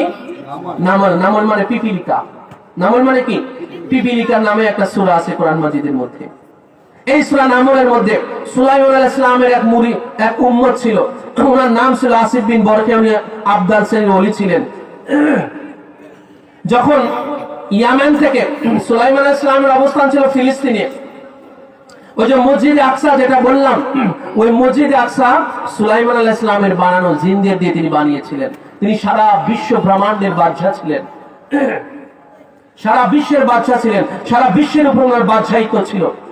ওনার সিংহাসন নিয়ে সারা বিশ্ব ঘুরে বেড়াতেন, বাতাসে উড়ে বেড়াতেন ওনার সিংহাসন নিয়ে, বাতাসকে হুকুম করতেন। যে কোনো দেশে, পৃথিবীর যে জমিনের যে কোনো জায়গাতে ওনার সিংহাসনটা মুহূর্তের মধ্যে বাতাসে ভেসে নিয়ে চলে যেত। সারা জমিনের বাদশা ছিলেন তিনি, সারা দুনিয়ার বাদশা ছিলেন। পশু পাখি কীট পতঙ্গ সব কিছু ওনার তাবেদারি করতো। জিনরা ওনাকে সাংঘাতিক ভয় পেত, সুলাইমান আলাইহিস সালামকে জিনকে ভয় পেত। সমস্ত পশু পাখি ওনার তাবেদার, ওনার সাথে কথা বলতো। উনি তাদের সাথে পশু পাখি কীট পতঙ্গের সাথে উনি কথা বলতেন। আকাশ দিয়ে উড়ে গেলেও জমিনে পিঁপড়ারা কি বলতেছে উনি সেটাও শুনতে পাইতেন। সুবহানাল্লাহ। আল্লাহ ওনার মধ্যে এত কারিশমা দিয়েছিলেন, এত বুজুর্গি দিয়েছিলেন সুলাইমান আলাইহিস সালামের ভিতরে। তো বিলকিস রানী ইয়ামেন থেকে ৬,০০০ কিলোমিটার দূর থেকে, ৫ থেকে ৬,০০০ কিলোমিটার দূর ফিলিস্তিন থেকে ইয়ামেনে ছিল বিলকিস রানী। ওনার বিশাল, উনি সেই রানী ছিলেন, ওনার বিশাল সাম্রাজ্য, সালতানাত ছিল, ওনার বিশাল সিংহাসন। ওনার যে বসার যে চেয়ারটা ছিল সেটা ১২০ হাত লম্বা এবং ৮০ হাত চওড়া ছিল। আল্লাহু আকবার বলেন। ১২০ হাত লম্বা আর ৮০ হাত চওড়া ছিল ওনার বসার সিংহাসনটা। সুলাইমান আলাইহিস সালাম উনি বিলকিস রানীকে ইসলাম গ্রহণ করার জন্য চিঠি দিয়েছিলেন। সেই ইসলাম গ্রহণ করার জন্য যখন উনি ফিলিস্তিনের দিকে রওনা হলেন, ওনার সৈন্য সামন্ত, ওনার রাজ পরিষদ নিয়ে, বিলকিস রানী ওনার পরিষদ নিয়ে যখন উনি ফিলিস্তিনের দিকে রওনা হলেন, তখন সুলাইমান আলাইহিস সালাম উনি একটা বৈঠক বসালেন জিনদেরকে নিয়ে। মানুষ, জিন এবং ইনসান সবাইকে নিয়ে উনি একটা বৈঠক বসলেন, একটা মিটিং বসলেন। সেই মিটিং এ বললেন, তোমাদের মধ্যে কে আসো যে সেই বিলকিস রানী আমার কাছে আসার আগেই তার সিংহাসনটা আমার কাছে এনে দেওয়া লাগবে। তার সিংহাসনে আমি তাকে বসাবো এই ফিলিস্তিনের জমিনে। তখন ইফরিত নামে একজন জিন দাঁড়িয়ে গেল। ক্বালা ইফরিতুম মিনাল জিন্নি আনা আতিকা বিহি ক্বাবলা আন তাকুমা মিন মাকামিক। সূরা নামলের এটা আয়াতে পাক। বলে, হে আল্লাহর নবী সুলাইমান, বিলকিসরা এই আপনার এই মিটিং ভেঙে যাওয়ার আগেই আমি সেই সিংহাসনটাকে আপনার সামনে নিয়ে আসবো। 5000 কিলোমিটার দূর থেকে এত বড় একটা সিংহাসন। ওনার মিটিং চলতো 2 থেকে 3 ঘন্টা। তারপর কি কোন কথা বলেন, 5000 কিলোমিটার দূর থেকে এত বড় একটা সিংহাসনকে 2-3 ঘন্টায় নিয়ে আসবে সেই জিন, তার নাম ছিল ইফরিত।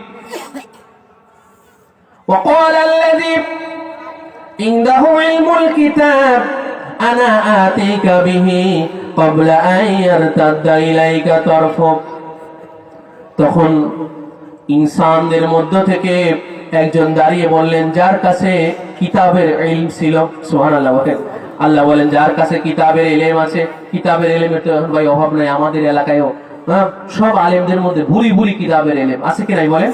আরে কিতাবের ইলম জাদরিল আলাম আছে, কিতাবি ইলম আমরা বলি কিতাবি আলেম, লোকটা খুব কিতাবি আলেম। আল্লাহ পাক বলেন তার ভিতরে কিতাবের ইলম আছে। সে দাঁড়িয়ে বলল, হে আল্লাহর নবী সুলাইমান, আমি আপনার চোখের পলক পড়ার আগেই, আপনার চোখের পলক মানে যতক্ষণ তাকিয়ে থাকা যায় এটাকে একটা পলক বলে। আমরা কি বেশিক্ষণ তাকিয়ে থাকতে পারি বলেন? বেশিক্ষণ তাকিয়ে থাকা যায় না, কিন্তু একটা সময় কিন্তু চোখ কি বাড়ি মারবে কিনা বলে বেশিক্ষণ। এই যে যতক্ষণ তাকিয়ে থাকা যায় এটাকে একটা পলক বলে। কত সর্বোচ্চ 10 থেকে 12 সেকেন্ড তাকিয়ে থাকা যায়, ঠিক কিনা বলেন? এর চেয়ে বেশি কি আর তাকিয়ে থাকা যায়? এর চেয়ে বেশি তাকিয়ে থাকা যায় না। একটা পলক বলা হয় এটাকে, 10-12 সেকেন্ড একটা পলককে বলা হয়, বা তারও কম বলা হয়েছে, 1 সেকেন্ড হতে পারে। তিনি বললেন, আপনার চোখের পলক পড়ার আগেই আমি সেই সিংহাসনটাকে আপনার সামনে হাজির করে দেব। আল্লাহু আকবার।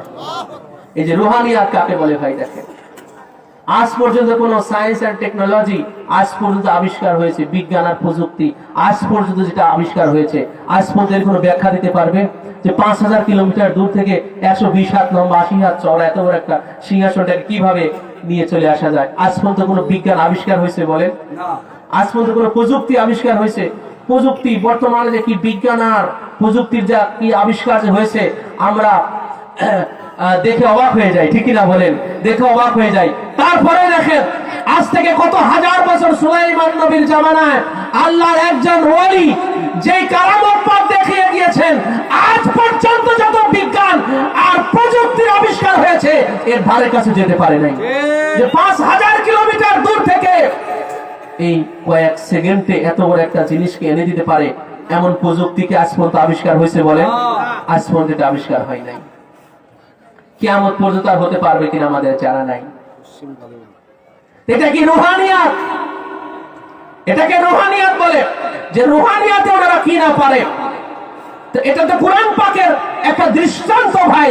সুলাইমান নবীর জামানার আল্লাহর ওলি, আফদাল শ্রেণীর ওলি, তিনার যদি এত বুজুর্গি হতে পারে, এত পাওয়ার হতে পারে, আমার নবীর জামানার আফদাল শ্রেণীর ওলি আছে না? বলেন আছে কি নাই? তো ইনাদের পাওয়ার আরো কম হবে না বেশি হবে? আরো কম হবে না বেশি হবে? আর গৌস পাকে আছেন, গৌস পাকের একটা ইশারায় আফদাল শ্রেণীর ওলি পয়দা হয়ে যায়। হয় কি হয় না বলেন? আফদাল শ্রেণীর ওলি কি হয় বলেন? পয়দা হয়ে যায়। আলে মুহাম্মাদের একটা ইশারায় আফদাল শ্রেণীর ওলি হয়ে যায়। সুবহানাল্লাহ বলেন। এ আদনা ফৈজ হ্যায় তেরি বেলায়েত তাকে রহসন তক বনে अब दाले तादियाब ने रसूलिल्लाह बने अब दाले तादियाब ने रसूलिल्लाह। याद ना फैज है तेरी बिलायत ताके रहज़म तक बने अबदाले और औतादिया इब्ने रसूलुल्लाह मुहम्मदुर रसूलुल्लाह सल्लल्लाहु अलैहि वसल्लमेर खानदानेर বংশের যিনারা আছেন, আলে মুহাম্মদ যিনি আছেন, গৌসে পাক যিনি আছেন, শাহনশাহ মঙ্গলকোট পাক গৌসে সানি পাক যিনি আছেন,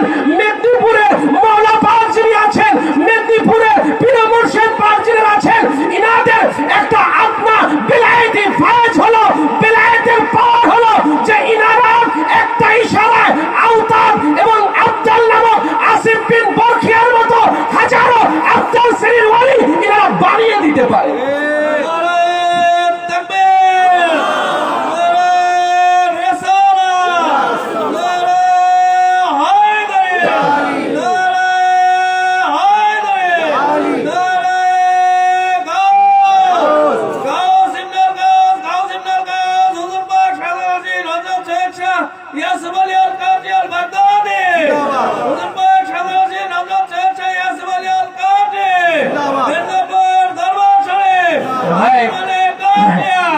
আল্লাহ পাক বললেন যে ইনদাহু ইলমুল কিতাব, আসিফ বিন বরখিয়ার মধ্যে কিতাবের ইলম আছে।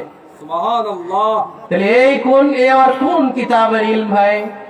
এই কিতাব আবার কোন কিতাব, আর এই ইলম কোন ইলম বলেন? সূরা নামল বের করে দেখেন। আল্লাহ পাক বলে ইনদাহু ইলমুল কিতাব, যার কাছে কিতাবের ইলম আছে। আসিফ বিন বরখিয়ার মধ্যে কিতাবের ইলম আছে। সেই কিতাবের ইলমের বরকতে ফায়েজে তিনি এটা করতে পারলেন। আমাদের সমাজের যে আলেমরা ভাই, এদের ভিতরে তো কিতাবের ইলম নাই। একটা খড়কুটোকে এইখান থেকে এইখানে আনতে বলেন তো, হ্যাঁ? এত দূর দরকার নাই, এত দূর দরকার নাই, এত বড় দরকার নাই। এই যে আপনারা একটা প্লাস্টিকের চেয়ারে বসে আছেন, এই কিতাবের এলেম, ভুরি ভুরি কিতাবের এলেম এদের ভিতরে, হ্যাঁ, এদেরকে বলেন তো একটা চেয়ার এইখান থেকে এইখানে আনতে পারে নাকি? পশ্চিম কালেও না পারবে? বলেন বলেন ভাই, পারবে? তাহলে আলাদা কিছু ব্যাপার আছে কিনা? আছে। ওই কিতাব আবার কোন কিতাব, আর ওই এলেম আবার কোন এলেম? একটা বোঝার ব্যাপার আছে কিনা বলেন? হ্যাঁ, এই জন্যই তো ভাই আমাদেরকে ওই কিতাবের এলেম অর্থাৎ ওই বেলায়েতের শরণাপন্ন আমাদের হতে হয়, ঠিক কিনা বলেন? ওটা একটা আলাদা একটা ব্যাপার আছে, তাহলে ওইদিকে ওটা একটা আলাদা ব্যাপার আছে। এই জন্য ওইদিকে আমাদের শরণাপন্ন হতে হয়, এই জন্য আমাদের ওইদিকে ধাবমান হতে হয়, অগ্রসর হতে হয়, এই জন্য ওই দ্বারে আমাদের যেতে হয়, ঠিক কিনা বলেন? এই জন্য ওই দ্বারে আমাদেরকে যেতে হয় যে তোমরাও কিতাবের এল, কিন্তু তোমরা এইটাই পারো না। তোমরা কি এইটাই পারো না, ঠিক কিনা বলেন? তোমরা এইটাই পারো না। এই জন্য তোমরা শুধু নাম নিয়ে আছো, লিবাস নিয়ে আছো, আর চাকচিক্য নিয়ে আছো, কিন্তু ভিতরে পাওয়ার নাই। ভিতরে কি নাই বলেন? পাওয়ার নাই। শুধু চাকচিক্য, শুধু রং, কালার। মাদার ফুল সে কালার ধারণ করেছে। শিমুল ফুল, যাকে শিমুল ফুল মানে আমরা গ্রামে মাদার ফুল বলি, তাই না? শিমুল ফুল, এই যে শীতের দিন দেখবেন ওই গাছে অনেক ধরবে, রাস্তার উপরে গাছের নিচে পড়ে একদম বিছায়া থাকবে, থাকে কিনা বলেন? শিমুল ফুল মাদারের ফুল। মাদারের ফুল সে শুধু কালার, রং ধারণ করেছে, খুশবু, ভিতরের যে খুশবু সেটা ধারণ করতে পারে। তার রং আছে, তার বাইরে রং আছে, লাল টকটকে। শিমুল ফুলটা কি বলেন? লাল টকটকে, দেখতে সুন্দর, সেও লাল টকটকে, গোলাপও লাল টকটকে, দুইজনেরই রং আছে, কিন্তু একজনের ভিতরে পাওয়ার আছে আর একজনের ভিতরে পাওয়ার নাই। এই যে পাওয়ার নাই কারণে মানুষ ওটার উপর দিয়ে পা দিয়ে পদদলিত করে চলে যায়। তার ভিতরে পাওয়ার নাই, মানে খুশবু নাই, পায়ের নিচে পদদলিত করে মানুষ চলে যাইতেছে, ওকে কখনো কেউ হাতে তোলে না। তোলে বলেন? তোলে না। আর যার ভিতরে পাওয়ার আছে, খুশবু আছে, তার কদর আছে, আছে কি নাই বলেন? তার কদর আছে, তাকে এই যে দেখেন কি সুন্দর করে এনে, এই যে গোলাপ, এই যে গোলাপ, এই দেখেন এই যে লাল টুকটুকে, এই যে গোলাপ। কেউ জীবনে কখনো দেখছেন শিমুল ফুলের এইভাবে কি বানাইছে? না, ফুলের টব বানাইছে, এরকম জীবনে দেখছেন আপনারা? কিন্তু এই দেখেন গোলাপ, এই যে লাল টুকটুক করতেছে, গোলাপ কেন? এর ভিতরে পাওয়ার আছে। এর ভিতরে কি আছে বলেন? আছে। এই জন্য এটাকে দিয়ে এটা এখানে এনে এই সাজিয়ে এই সামনে অত্যন্ত কদর করে রাখা হয়েছে। বুঝতে পারলেন ভাই? এই জন্য কালার মেন না, ব্যাপার হলো ভিতরের পাওয়ার। ব্যাপারটা কি বলেন? ভিতরের পাওয়ার, ভিতরের পাওয়ার। আমরা তো লালায়িত ভাই, এই পাওয়ারের প্রতি আমরা লালায়িত, এই বুজুর্গের বেলায়েতের প্রতি আমরা লালায়িত, যে এটা এই পাওয়ার আমাদেরকে মনিটরিং করে। এই পাওয়ার কি বলেন? দুনিয়াতে আমাদের মনিটরিং করতেছে, হাসরের ময়দানে এই গুনাহগার, এই ভক্তদেরকে হাসরের ময়দানে মনিটরিং করে নিজেদের দামনে রাখবেন। আল্লাহু আকবার। হাসরের ময়দানেও এনারা আমাদেরকে আলাদা করে রাখবে না। হাসরের ময়দানে আমাদেরকে ওই নিজেদের কাছে আগলে রাখবেন, আমাদের মনিটরিং এর মধ্যে রাখবেন, যেমন দুনিয়াতে আমাদেরকে মনিটরিং এর মধ্যে রাখছেন, ঠিক কিনা বলেন? পীর মুর্শিদ পাক গৌসে পাকের গদিনিশিন সৈয়দনা মালজানা মুর্শিদানা হযরত সৈয়দ শাহ ইরশাদ আলী আল কাদরি আল হাসান আল হুসাইন আল বাগদাদি আল জাদ্দি মাদ্দা চিল্লুহুল আলা জাদ্দি নবিয়ানা আলাইহিস সালাতু ওয়াসসালাম। তিনার এক হিন্দু ভক্ত ছিল 22 নম্বর খানকা শরীফের পাশে। পীর কাকে বলে ভাই আজকে জেনে যান। পীর কেমন হবে সেটা আজকে জেনে যান। কেন পীরের কাছে যেতে হবে? পীর কেন ধরতে হবে? জরুরিয়াত কেন? এই জন্য যে আমাকে আপনাকে এই দুনিয়াতে একটা পরিশুদ্ধ জীবন দান করে, ঠিক কিনা বলেন? আমাকে আপনাকে মনিটরিং করে, আমি আপনি যেখানে আছি আমার আপনার সব কিছু তিনার নজরদারিতে আছে। এই জন্য তো পীরের কাছে যাওয়া। পীর মুর্শিদ পাক নামে খ্যাত, দাদা হুজুর পাক নামে খ্যাত ব্রিটিশ পিরিয়ডের কথা এটা। 22 নম্বর খানকা পাকে ওনার এক হিন্দু ভক্ত ছিল, তার নাম ছিল সিধু। নাম কি ছিল বলেন? সিধু। সে কলকাতা পৌরসভার সরকারি চাকরি করত, কিন্তু তার একটা খারাপ অভ্যাস ছিল যে সে ঘুষ গ্রহণ করত, হারামটাকে গ্রহণ করত, ঘুষ গ্রহণ করত। কি করতো বলেন? ঘুষ গ্রহণ করত। কোন হারামকে জেনে রাখবেন, এই দরবার পাকে জাতে পাক কোন হারামকে এনারা কখনো প্রশ্রয় দেন না। এনারা পুত পবিত্র, আর হারাম হলো নাপাক। হারামটা কি বলেন? নাপাক। এনারা নাপাক, কোন নাপাকের আশ্রয় প্রশ্রয় দরবারে নাই, জেনে রাখবেন। কোন নাপাকের আশ্রয় দরবার পাকে নাই। সেটা ঘুষ বলেন, সুদ বলেন, যেটাই বলেন, কোন নাপাকের এই দরবার পাকে 4 নম্বর দরবার নাপাকের আশ্রয় প্রশ্রয়, কোন হারামের আশ্রয় প্রশ্রয় নাই ভাই। এর দায়িত্ব ওনারা না। এরা যারা এটা করবে এর ভুক্তভোগী তাদের নিজেদেরই হতে হবে, হবে কিনা বলেন? এর ভুক্তভোগী তাদের এটা হতে হবে, জেনে রাখবেন। তো তার এই খারাপ অভ্যাস ছিল ঘুষ গ্রহণ করা। তো সে একবার ইচ্ছা করলো যে কলকাতা নিউ মার্কেট থেকে বেশ কিছু সামানা পা তিনি 22 নম্বর খানকা পাকে গুরুজির জন্য হাজির করবেন। তো ওই ঘুষের টাকা পেয়েছে, বেশ কিছু ঘুষের টাকা পেয়েছে। সেই ঘুষের টাকা নিয়ে উনি চলে গেছে কলকাতা নিউ মার্কেটে। নিউ মার্কেট থেকে 22 নম্বর খানকা পাক প্রায় 1.5 থেকে 2 কিলোমিটার দূরে হবে, তাই না? তো নিউ মার্কেটে তিনি বিভিন্ন সামানা জিনিসপাতি কিনতেছেন, ফল ফুল কিনতেছেন, ফল ফ্রুটস কিনতেছেন, বিস্কিট কিনতেছেন বা চকলেট কিনতেছেন, বিভিন্ন কিছু কিনতেছেন। 22 নম্বর খানকা পাকে হাজির করবেন। আর পীর মুর্শিদ পাক তিনি খানকা পাক হুজরা শরীফ থেকে খাদেম ভাইদেরকে বললেন যে কিছুক্ষণ পরে সিধু আসবে, সে যেন ঢুকতে না পারে, দরজাটা বন্ধ করে রাখো। আল্লাহু আকবার। ভাই সিধু গেছে এই কলকাতা এই নিউ মার্কেটে, সে তো যাওয়ার সময় বলে যায় যে আমি কিছুক্ষণ পরে আসতেছি। হুজুর পাকে কি বলে গেছে?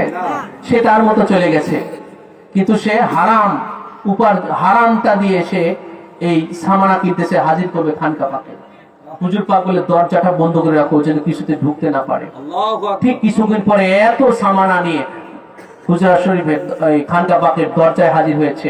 এসে দেখে দরজা বন্ধ। এই যে নক করতেছে কিছুতেই দরজা, কারণ হুজুর পাকের হুকুম পাক হয়েছে, দরজা কে আর খোলা সাধ্য আছে খাদেমে? বলেন সাধ্য আছে? অনেকক্ষণ নক করার পরে সিধুর আর বুঝার কিছু বাকি থাকলো না যে কেন আজকে দরজা খুলছে না, দরজা কেন খোলা হচ্ছে না। সিধুর আর বোঝা বাকি নাই যে আমি অসৎ পয়সা দিয়ে আমি গুরুজির জন্য সামানা নিয়ে আসি, এই গুরুজির দরজা বন্ধ হয়ে গেছে। কেন? ये गुरुजी ये पीर सब देखने वाला पीर है, सब जानने वाला पीर है, सब जानने वाला এবং সব দেখনে वाला আছে। আল্লাহু আকবার বলেন। যারা ভাই এই পীরের সান্নিধ্যে যারা যায় নাই, এই চক্ষুওয়ালা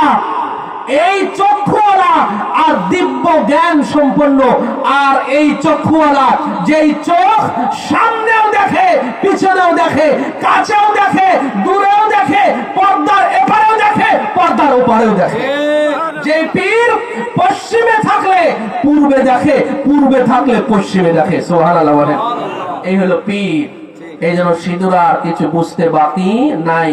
পরবর্তীতে যখন সে মাসিক মাইনা পেয়েছে, মাসিক বেতন যেটা পেয়েছে, সেটা তো তার সৎ, সেটা কি বৈধ? সেটা কি বলেন? তার হালাল, বৈধ। সে একদম ওই হালাল খাঁটিটা পয়সাটা নিয়ে আবার নিউ মার্কেটে গেছে, আবার কেনাকাটা করতেছে। আগে যা যা কিনেছিল আবার সেই আইটেম গুলো আবার কিনতেছে, কেনাকাটা করতেছে। আর হুজুর পাক আজকে আবার বলতেছেন যে কিছুক্ষণ পরে সিধু আসবে, তার জন্য দরজাটা খুলে রাখো।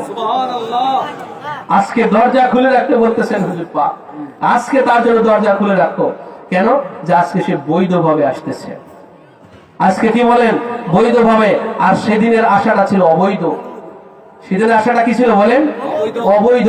আজকে সে বৈধভাবে আসতেছে।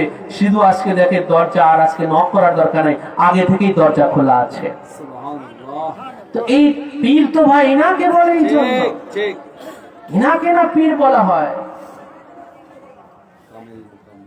হুজুরে গৌসে পাকের জামানার একজন বাদশাহ ছিলেন, ওনার নাম হলো বাদশাহ জামশিদ। ওনার নাম কি বলেন? আমি গৌসে পাকের এই শ্রেষ্ঠত্ব মাহাত্ম্য গুলো কেন বলছি, যে আজকে যিনার স্মরণের মাহফিলে আসি ভাই, ওনার অবস্থানটা হলো গৌসে পাকের কাছে। সুবহানাল্লাহ বলেন। গৌসে পাকের কাছেই ওনার অবস্থান।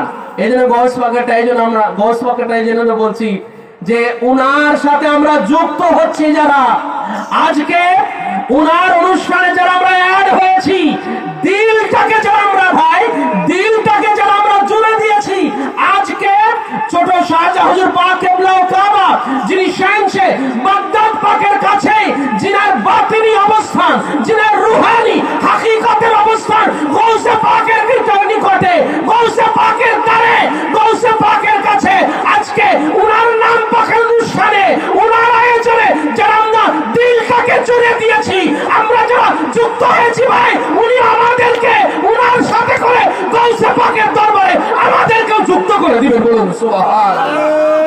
তাকবীর, নারে রিসালাত, নারে হায়দারি, নারে গাউস, সাজ্জাদ আলী হুজুর পাক সৈয়দ শাহ ইয়াসুফ আলী আল কাদরি, মেদিনীপুর দরবার শরীফ, নারে তাকবীর। গৌসে পাকের জামানার একজন বাদশাহ ছিলেন, ওনার নাম ছিল বাদশাহ জামশিদ। কি নাম বললাম? মনে রাখবেন এই ওয়াকিয়াটা, এই ঘটনাটা খেয়াল রাখবেন সবাই।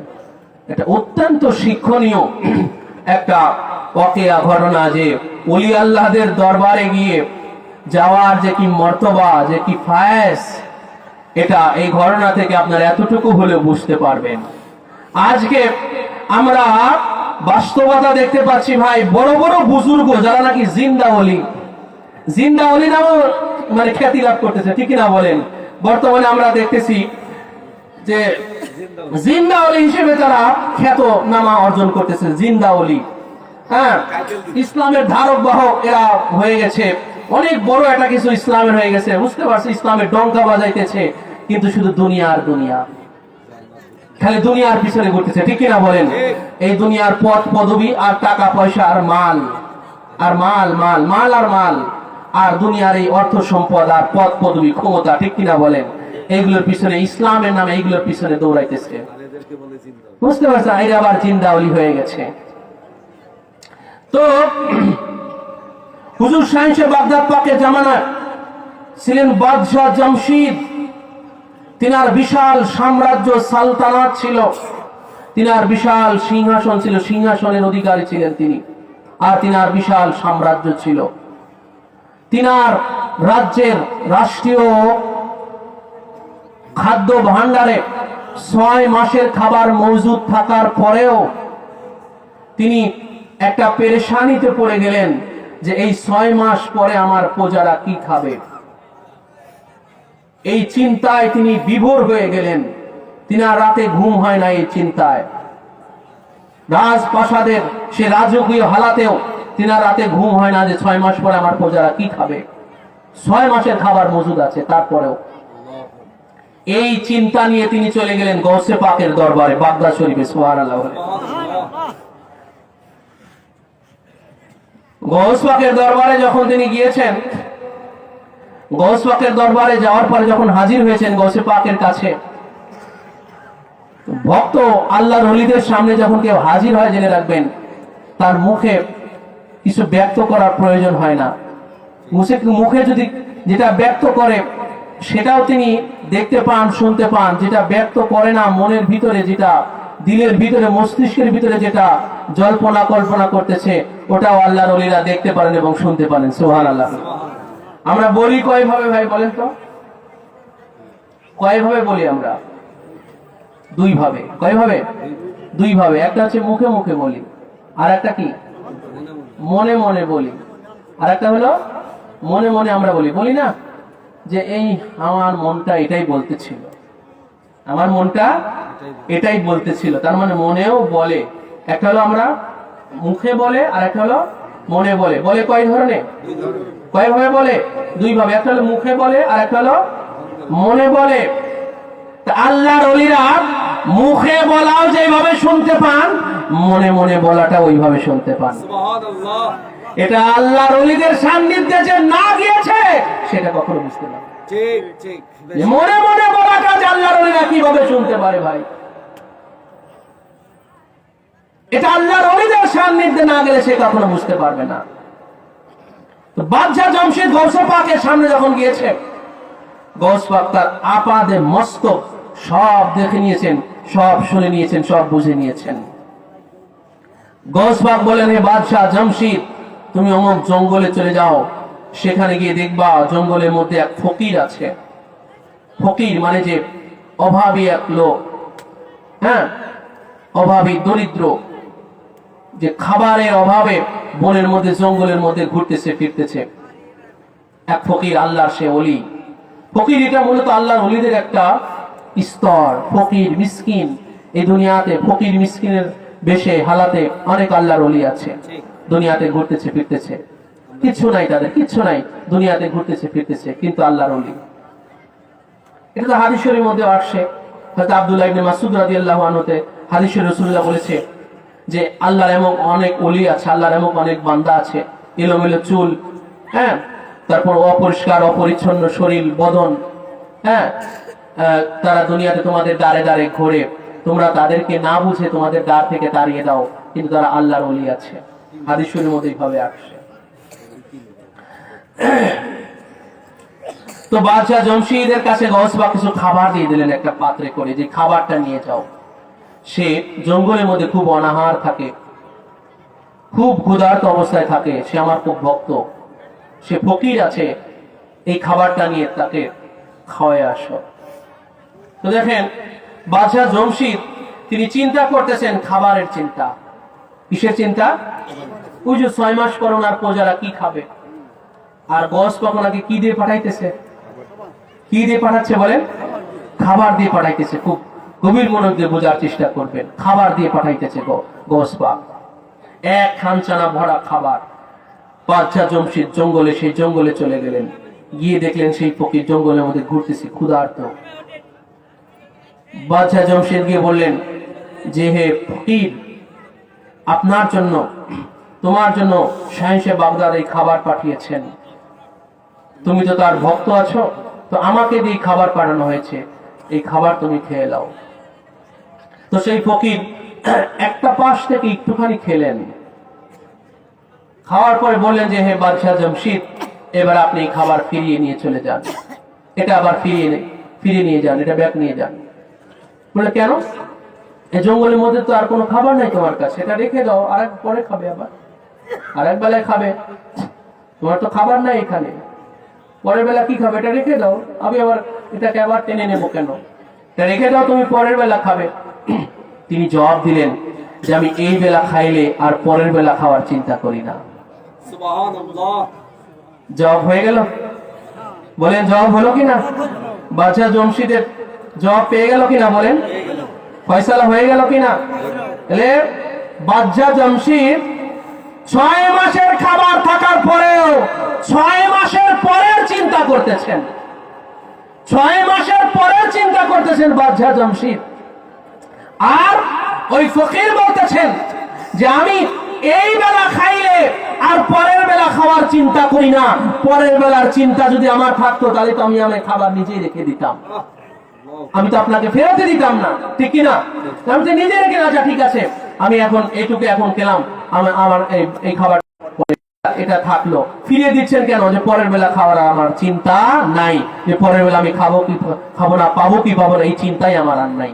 অতএব আপনি এটা ফিরিয়ে নিয়ে যান। সেই খাবার তিনি ফিরিয়ে নিয়ে গৌসে পাকের দরবারে যখন আসলেন, ওনার সেই চিন্তা, যেই 6 মাস পরের যেই চিন্তা, সমস্ত চিন্তা পেরেশানি ওনার গৌসে পাকের দরবারে মাটির সাথে মিশে গেল। তখন তিনি আল্লাহ পাকের কাছে দোয়া করলেন, नशों के तखेते जमशीब दीन ख्वाहिश सल्तनत की है, दरे पी रे खुदा का या खुदा कर दे गदा मुझको, दरे पी रे खुदा का या खुदा कर दे गदा मुझको। বাদশাহ জমশিদ গৌসে পাকের দরবারে আল্লাহ পাকের কাছে দোয়া করলেন যে হে আল্লাহ, যেই সালতানাত, যেই রাজত্ব, যেই সিংহাসন আমাকে 6 মাসের পরের চিন্তা থেকে আমাকে রেহাই দিতে পারে নাই, মুক্তি দিতে পারে নাই, আমার শান্তি দিতে পারে নাই, আর যখন আমি এই পীরের দরবারে যখন আমি আসলাম তখন আমি দেখি যে এক বেলা খাইলে আর এক বেলা খাওয়ার চিন্তা যেই ফকিরের থাকে না, খাবার থাকার পরেও, খাবার পাওয়ার পরেও যেই ফকির এক বেলা খাইলে আর এক বেলার খাবার হাতে পাওয়ার পরেও সেই খাবার ফিরিয়ে দেয়, পরের বেলার চিন্তা সে করে না, পেরেশানি করে না, আর চিন্তা মগ্ন হয় না।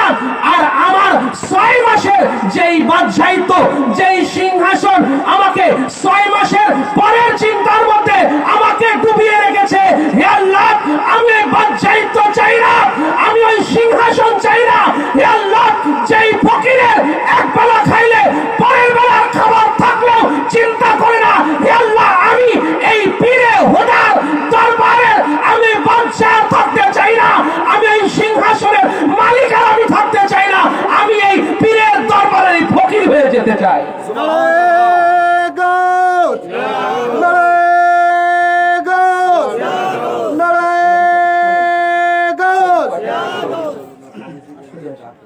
তো গৌস পাক হুজুর শাহ বাগদাদ পাকের দরবার পাকে বাদশাহ জমশিদ আল্লাহ পাকের দরবারে দোয়া করেন যে হে আল্লাহ আমাকে এই পীরে হুদার দরবারের আমাকে গাদা বানিয়ে দাও, মানে ফকির, উর্দু ফার্সিতে, আরবিতে হলো ফকির আর উর্দু ফার্সিতে হলো গাদা, মানে আমাকে গাদা বানিয়ে দাও, মানে আমাকে ফকির বানিয়ে দাও, পীরে হুদার দরবারের আমার গাদা বানিয়ে দাও, ফকির আমাকে বানিয়ে দাও, দুনিয়ার চিন্তা মুক্ত যেন আমি হয়ে যাই। এজন্য দেখবেন ভাই, আমরা যখন সাংসারিক জীবনে থাকি, এই দুনিয়ার যখন আমরা নিয়ে থাকি, কত পেরেশানি, কত চিন্তা, কিন্তু আল্লাহ ওলিদের দরবারে যখন আমি আপনি যাব, দেখবেন কোনো চিন্তা নাই, ঠিক কিনা বলেন? দুনিয়ার কোনো চিন্তা আর দেখবেন কাজ করে না। দরবারে রিসালাতে গেলে দুনিয়ার কোনো চিন্তা কাজ করে বলেন? রাসূলুল্লাহর দরবার পাকে গেলে কোনো চিন্তার কাজ করে? এই জন্য মুহাম্মদ এবং আলে মুহাম্মাদের দরবার, আল্লাহর ওলিদের দরবার, এর কারিশমা হলো এই জেনে রাখবেন যে দুনিয়ার কোনো চিন্তা সেখানে আর কাজ করে না, ঠিক কিনা বলেন? একটা পরম আত্মার যে একটা প্রশান্তি সেইটা পাওয়া যায়, পরম আত্মার যে একটা প্রশান্তি সেটা পাওয়া যায় আল্লাহর ওলিদের দরবারে গেলে। পরম আত্মা জাগ্রত হয়। আমাদের যে একটা জীব আত্মা আর একটা পরম আত্মা, যখন সংসারের মধ্যে ডুবে থাকি শুধু জীব আত্মার শুধু তাড়না, জীব আত্মার তাড়না, এটা পেলাম না, ওটা পেলাম না, এটা খেলাম না, ওটা খেলাম না, এটা পাওয়া হলো না, ওটা পাওয়া হলো না, এই যে না পাওয়ার শুধু, এই যে না পাওয়ার যে শুধু এই কামনা বাসনা, যখন এই জীব আত্মা জাগ্রত থাকে আর যখন আমরা আল্লাহর ওলিদের দরবারে যাই, আল্লাহর ওলিদের দরবারে যখন মানুষ নিজেকে সঁপে দেয়, তখন তার মধ্যে পরমাত্মা জাগ্রত হয়ে যায়। ঠিক। পরমাত্মা তখন জাগ্রত হয়ে যায়, একটা প্রশান্তি কাজ করে তার মধ্যে। এই জন্য হুজুর শাহ বাগদাদ পাকের এই শ্রেষ্ঠত্ব, এই মাহাত্ম্যগুলো এই জন্য যে আজকে জিনার ভাই মাহফিল পাকে আমরা আসছি, উনার অবস্থান হাকিকত বাতিনি অবস্থান হলো গৌসে পাকের দরবারে, সুবহানাল্লাহ, গৌসে পাকের দ্বারে। এই জন্য উনার সাথে যাদের আত্মিক সম্পর্ক হইতেছে, উনার সাথে যাদের আমাদের আত্মার একটা সম্পর্ক হইতে, যখন উনার মাহফিলে, উনার নামের জিকিরের মাহফিলে যখন আমরা আসছি, উনার তাজকিরা পাক আমরা যখন শুনতেছি, উনার জিকির যখন আমরা, উনার স্মরণ আমরা করতেছি, দিলের মধ্যে যখন আমরা আমাদের দিলটাকে যখন ওনার জন্য আসন বানাইতেছি, যিনি উনি আলে মুহাম্মাদুর রাসূলুল্লাহ সাল্লাল্লাহু আলাইহি সাল্লামের উনি বংশের একজন উজ্জ্বল নক্ষত্র, শাহ বাগদাদ পাকের বংশের একজন উজ্জ্বল নক্ষত্র, যিনি মাদারে জাত ওলি ছিলেন, যিনি দুনিয়াতে ওলি হয়ে যিনি দুনিয়াতে আগমন করেছেন। আলে মুহাম্মাদের বংশে যারা দুনিয়াতে আসে তারা ওলি হয়ে দুনিয়াতে আসে, জেনে রাখবেন। আপে হ্যাঁ ইবনে ওলি, ইবনে ওলি, ইবনে ওলি, বলকে ইবনে বাদশাহে আম্বিয়া বেশক হয়। আল্লাহু আকবার বলেন যে বাদশাহে আম্বিয়ার খানদানে পাকে যারা আসে, বাদশাহে আম্বিয়ার খানদানে এই দুনিয়াতে যারা আসে, তারা অলির বেটা অলি, অলির বেটা অলি হয়ে দুনিয়াতে আগমন করে, সুবহানাল্লাহ। এজন্য শাহ বাগদাদ পাক তিনি মাদারে জাত অলি, মাদারে জাত অলি, যিনি অলি হয়ে দুনিয়াতে প্রকাশিত হন, দুনিয়াতে এসে অলি হন না, দুনিয়াতে এসে অলি হন না, অলি হয়ে দুনিয়াতে আসেন। মাদারে জাত অলি, অলির অবস্থায় যিনি দুনিয়াতে আগমন করেন, যার কারণে ভাই, যার কারণে ওলি হয়ে দুনিয়াতে আসেন, যার কারণে ওই প্রথম দিনে রোজা পালন, প্রথম দিনে কি বলেন, রোজা পালন, যার কারণে ওই শিশু অবস্থায় হুজুর শাহ বাগদাদ পাক শিশু অবস্থায় উনি মসজিদে গিয়ে যে জুতা নিয়ে খেলা করতেন, সেই খেলার মারিফাত কি ছিল ভাই? এই যে এই আপনার ছোট শাহাদা হুজুর পাক কিবলাউ কাবা নামাজ নিয়ে খেলা করতেন, তাই না? তারপরে আপনার আজান করতে, আজান নিয়ে উনি চর্চা করতেন, নামাজ নিয়ে চর্চা করতেন, টুপি পরিয়ে দিতেন। হ্যাঁ, এগুলো তো ওনার আধ্যাত্মিকতার বহির্প্রকাশ।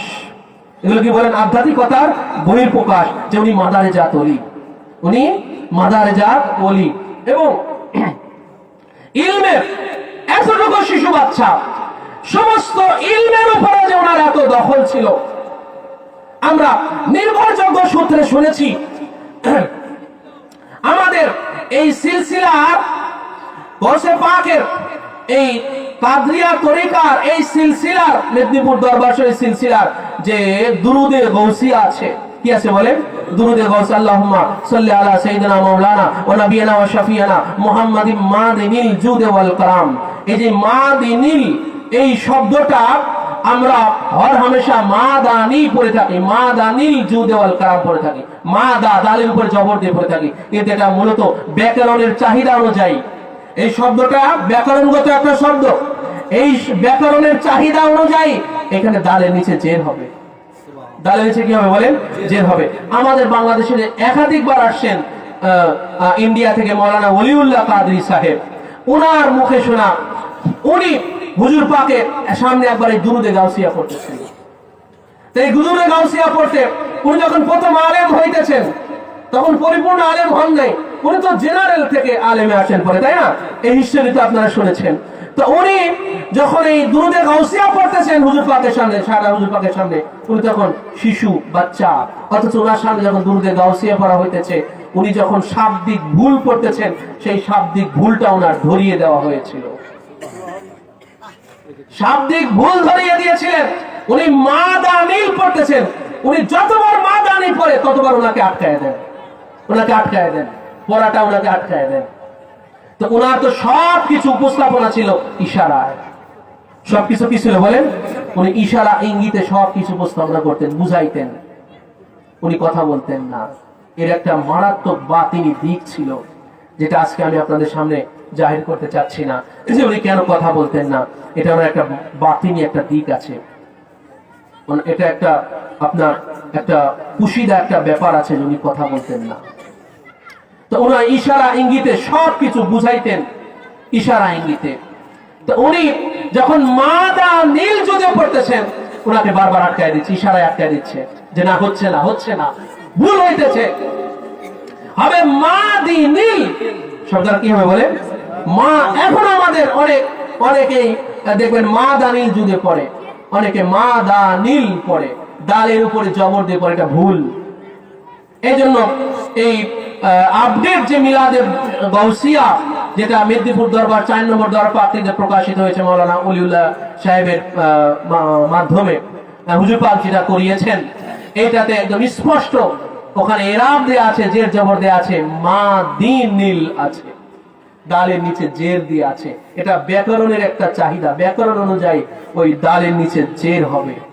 তো ভাই দেখেন, যিনি এই যে মাদারে জাত ওয়ালি, সমস্ত ইলম ওনার মধ্যে থাকে, ইলমে শরিয়াত, ইলমে হাকিকাত, ইলমে মারিফাত, ইলমে সরফ, ইলমে নাহু, এগুলো আরবি ব্যাকরণের ইলমে সরফ, এটা আরবি ভাষার ব্যাকরণ শাস্ত্র। ইলমে নাহু, এটা আরবি ভাষার ব্যাকরণ শাস্ত্র। তবে এতটুকু, সেই যিনি 7 বছর বয়সে যিনি বেসালে পাক নিয়েছেন, ভাই তিনি কোনো মাদ্রাসায় গিয়ে ইলমে সরফ শিখেছেন? উনি কি কোনো মাদ্রাসায় গিয়ে ইলমে নাহু শিখেছেন বলেন? তো উনি কি করে বুঝতেছেন যে এখানে মা দিনীল হবে? উনি কি করে জানলেন যে এখানে মা দিনীল হবে? উনি আটকায় দিতেছেন, পড়া ভুল হচ্ছে, আটকায় দিতেছেন। এটাই হলো এই যে মাদারে জাত ওলি জিনারা, মাদারে জাত ওলি জিনারা, তিনারা ওই সব কিছু ওনাদের ওই শিশুকাল থেকে এগুলো বহিঃপ্রকাশ পায়, ঠিক কিনা বলেন? তারপরে ওনারা দুনিয়ার এই হালাতকে শিশুসুলভ ওনারা আচরণের সময় দেখান, কিন্তু এর মাঝে এই কেরামত পাকগুলো ওনারা প্রকাশ করেন। তো হুজুরে গৌসে পাক, আপনি শিশু অবস্থায় গৌস পাক ইরানে যে রান্নাঘরে মসজিদে গিয়ে জুতা লাঠি মেরে মেরে 2 দিকে করে রাখতেন। সবাই তো মনে করতো এটা দুষ্টামি করতেছে, ঠিক কিনা বলেন? সবাই ভাবতো এটা কি, সব মুসলিমরা ভাবতো এটা কি দুষ্টামি করতেছে, জুতা লাঠি মেরে মেরে, কিছু কিছু জুতা এই দিকে দিতেছে একদিকে, আবার কিছু কিছু জুতা লাঠি মেরে মেরে ওই দিকে দিতেছে, 2 দিকে জুতা 2 ভাগ করে রাখতেছে। এই পাশের জুতা ওই পাশে লাঠি মেরে দিয়ে দেন, ওই পাশের জুতা আবার এই পাশে লাঠি মেরে দিয়ে দেন, ঠিক কিনা বলেন? এই যে মুসল্লিদের একটা মারাত্মক একটা মুশকিলে পড়ে গেলেন, কিরে জুতা রাখে এই পাশে, জুতা দেখে ওই পাশে চলে গেছে, ওই পাশে মুসলিমের জুতা রাখছে, মসজিদের এই পাশে জুতা চলে আসছে, 2 ভাগ করা জুতা, কি ব্যাপার? এই কাজ করে কে? এখন দেখা গেল একদিন যে শিশু আব্দুল কাদের, সুবহানাল্লাহ, এই শিশু আব্দুল কাদের, তিনি এই জুতাগুলো লাথি মেরে মেরে, সবাই মনে করে যে তিনি এই দুষ্টামি করতেছে, এগুলো দুষ্টামি করে করে জুতাগুলো লাথি মেরে মেরে এগুলো এইসব কাজ সাজি করতেছে। সবাই এটাই বুঝছে, ঠিক কিনা বলেন? কিন্তু ওনাকে যখন জানতে চাওয়া হলো যে আপনি কেন এই মুসল্লিদের জুতাগুলো নিয়ে কেন এই দুষ্টামি করেছেন, এটা কোন দুষ্টামি ছিল ভাই? বলেন দুষ্টামি ছিল? গৌসে পাক বললেন যে আমি এই জুতাগুলো যখন আমি একত্রিত অবস্থায় সবগুলোকে দেখেছি, জান্নাতীদের জুতা আর জাহান্নামীদের জুতা আমি একসাথে দেখেছি, পাশাপাশি দেখেছি, এটা আমার কাছে ভালো লাগে নাই। এই জন্য আমি জান্নাতি আর জাহান্নামীদের জুতাগুলোকে আমি আলাদা করে দিয়েছি, জাহান্নামী আর জান্নাতীকে আমি আলাদা করে দিয়েছি। তো হুজুরে শাহে বাগদাদ পাক দেখেন ভাই, জুতা দেখে নির্বাচন করতেছে জান্নাতীর জুতা, আর জুতা দেখে নির্বাচন করতেছে জাহান্নামীর জুতা, ঠিক কিনা বলেন? তো এগুলো কি? এগুলো হচ্ছে রুহানিয়াত। এগুলো কি বলেন? রুহানিয়াত। এগুলো হচ্ছে বেলায়েত, রুহানিয়াত। এগুলো হচ্ছে বেলায়েত আর রুহানিয়াত। হুজুর গৌসে পাকের যে কোনো জীবনী ভাই আপনারা পড়ে দেখেন, বড় পীর সাহেবের যে কোনো জীবনী আপনারা পড়ে দেখেন, দেখেন ওনার এই শিশুকালের এই কারামত পাকখানা আছে যে উনি জান্নাতি আর জাহান্নামীদের জুতা এইভাবে আলাদা করেছিলেন। তো একজন এই জুতা দেখে কার জুতা সেটাকে আগে নির্বাচন করলেন যে এটা অমুকের জুতা এবং সে হলো জান্নাতি, আর এটা অমুকের জুতা সে হলো জাহান্নামী। আল্লাহর ওলিরা যদি সব কিছু না জানতো এই দুনিয়া চলতো না জেনে রাখবেন। ঠিক ঠিক কিন্তু তিনারা যদি সব কিছু বলেও দিতেন তাহলে দুনিয়া চলতো না। ওনারা সব জানেন কিন্তু সব বলেন না। ঠিক এটা হলো অলিদের বেলায়, এটা হলো অলিদের একটা কারিশমা জেনে রাখবেন। সব জানেন কিন্তু সব বলেন না। সব যদি না জানতো তাহলেও দুনিয়া চলতো না, আর সব যদি বলেও দিতেন, জাহির করে দিতেন, তাহলে দুনিয়া চলতো না। ঠিক ঠিক কিনা বলেন? এই জন্য এই সব কিছু জানার গুণ বৈশিষ্ট্য আল্লাহ তাআলার, আল্লাহ পাক সেই গুণটা তার খাস বান্দাদের মধ্যে দিয়ে দেন। এই জন্য তিনারাও জানতে পারেন, তিনারাও দেখতে পারেন, তিনারাও বুঝতে পারেন। আর যেহেতু ওনারা ওই যে জানতে পারেন, দেখতে পারেন, বুঝতে পারেন, এই জন্য ওনাদের দ্বারস্থ হওয়া আমাদের, ঠিক কিনা বলেন? এই জন্য ওনাদের দ্বারস্থ। যারা ওই শিমুল ফুলের মতো শুধু রং ধারণ করে আছে ভাই, তাদের কাছে এইগুলোর কোনো খবর নাই, কোনো খবর তাদের কাছে নাই, জেনে রাখবেন। আর আল্লাহর ওলিদের কাছে সব খবর আছে। এই জন্য হুজুর শাহ বাগদাদ পাক বলেছেন যে যখন একটা বছর যখন আসে, নতুন বছর যখন আসে, সেই নতুন বছর তার সমস্ত খবর আমাকে জানিয়ে দেয়। সুবহানাল্লাহ তার সমস্ত খবর আমাকে জানিয়ে দেয়। গৌস পাক বলেছেন সমস্ত খবর আমাকে জানিয়ে দেয়। যখন একটা মাস আসে, সেই মাস তার সমস্ত খবর আমাকে জানিয়ে দেয়। যখন একটা সপ্তাহ আসে, সপ্তাহের সমস্ত খবর আমাকে জানিয়ে যায়। যখন একটা দিন আসে, দিনের সমস্ত খবর আমাকে জানিয়ে যায়। গৌস পাক বলেছেন, হুজুর শাহ বাগদাদ পাক বলেছেন। এই জন্য জামানার যিনি গৌস থাকেন, ওনার কাছে ওনার কাছে কোনো কিছু ওনার চোখের আড়ালে থাকে না, ওনার জানার আড়ালে কোনো কিছু থাকে না ভাই। জামানার গৌস যিনি থাকেন, এই জন্য আজকে জিনার এই মাহফিল পাকে আমরা আসছি ভাই, উনি একজন গৌস ইবনে গৌস ছিলেন। উনি গৌসের সন্তান গৌস ছিলেন। সুবহানাল্লাহ, উনি গৌসের সন্তান গৌস ছিলেন, জেনে রাখবেন। যার কারণে তিনার রুহানিয়াত এত আলা, এত মহান যে তিনার বাতিনি জায়গা করে নিয়েছেন শাহ বাগদাদ পাকের দরবার পাকে। হুজুর শাহ বাগদাদ পাকের দরবার পাকে, বাগদাদ পাকের দ্বারে ওনার বাতিন, ওনার হাকিকতের জায়গা, ওনার হাকিকতের অবস্থান। এই জন্য ওনার সাথে আমরা যারা যুক্ত হব, জেনে রাখবেন এরা গৌসে পাকের সাথে এদের সম্পর্ক নিসবাত হয়ে যাবে। আর গৌস পাকের সাথে যাদের নিসবাত হয়ে গেল, তারা পরকাল পর্যন্ত তারা কামিয়াব হয়ে গেল। সুবহানাল্লাহ পরকাল পর্যন্ত তারা কামিয়াব হয়ে গেল। হুজুর শাহ বাগদাদ পাকের সাথে যাদের নিসবাত হয়ে গেল। কেন? যে গৌস পাক বলেছেন যে ইন্নিল আখাস্তু ৭০ মাওসিকাম মিনাল্লাহি তাআলা আল্লা ইয়ামুতু মুরিদি ইল্লা বিত্তাওবাতি ওয়াল ঈমান। আমার মুরিদ, আমি আল্লাহ পাক থেকে ৭০ বার আমি এগ্রিমেন্ট নিয়েছি, আমি প্রতিশ্রুতি নিয়েছি যে আমার মুরিদ তওবা এবং ঈমান ছাড়া মৃত্যুবরণ করবে না।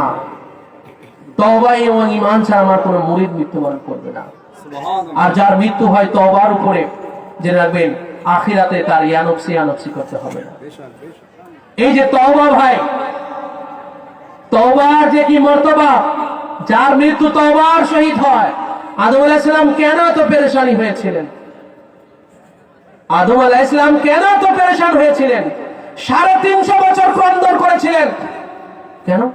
জুনার তওবা কবুল হচ্ছে না। উনি তো জানতেন যে তওবা কবুল না হলে তার পরিণতি কি হবে। আল্লাহ পাক তো একজন নবী, হ্যাঁ, যিনি আল্লাহর খলিফা করে যাকে বানিয়েছেন, তিনার এত মর্যাদা, তিনার এত সম্মান, যে আদম আলাইহিস সালামকে ইবলিস ৯ লক্ষ বছর ইবাদতকারী, মুআল্লিমুল মালাইকা, ফেরেশতাদের টিচার, তারপর আদম আলাইহিস সালামকে সিজদা তাজিম না করার কারণে ইবলিস শয়তানে পরিণত হয়েছে। তো সেই আদম আলাইহিস সালামের সম্মান কি কম? বলেন কম? কত সম্মানের অধিকারী আদম আলাইহিস সালাম। আল্লাহ পাক তো ওনার দিয়ে এটা করাচ্ছেন বনি আদমদের শিক্ষা দেওয়ার জন্য। ঠিক বনি আদমকে শিক্ষা দেওয়ার জন্য আদম আলাইহিস সালামকে। আদম আলাইহিস সালামের পরিণতি তো খারাপ হবে না। সন্তানদের জন্য পিতাকে এই কসরতটা করানো হইতেছে। সন্তানদের শিক্ষা নেওয়ার জন্য পিতাকে দিয়ে আল্লাহ পাকে মেহনত করাইতেছেন। ৩৫০ বছর আদম আলাইহিস সালাম এই দুনিয়াতে ক্রন্দন করলেন। রব্বানা যালামনা আনফুসানা ওয়া ইল্লাম তাগফির লানা ওয়া তারহামনা লানাকুনান্না মিনাল খাসিরিন। 350 বছর পড়লেন আদম আলাইহিস সালাম এই জমিনে।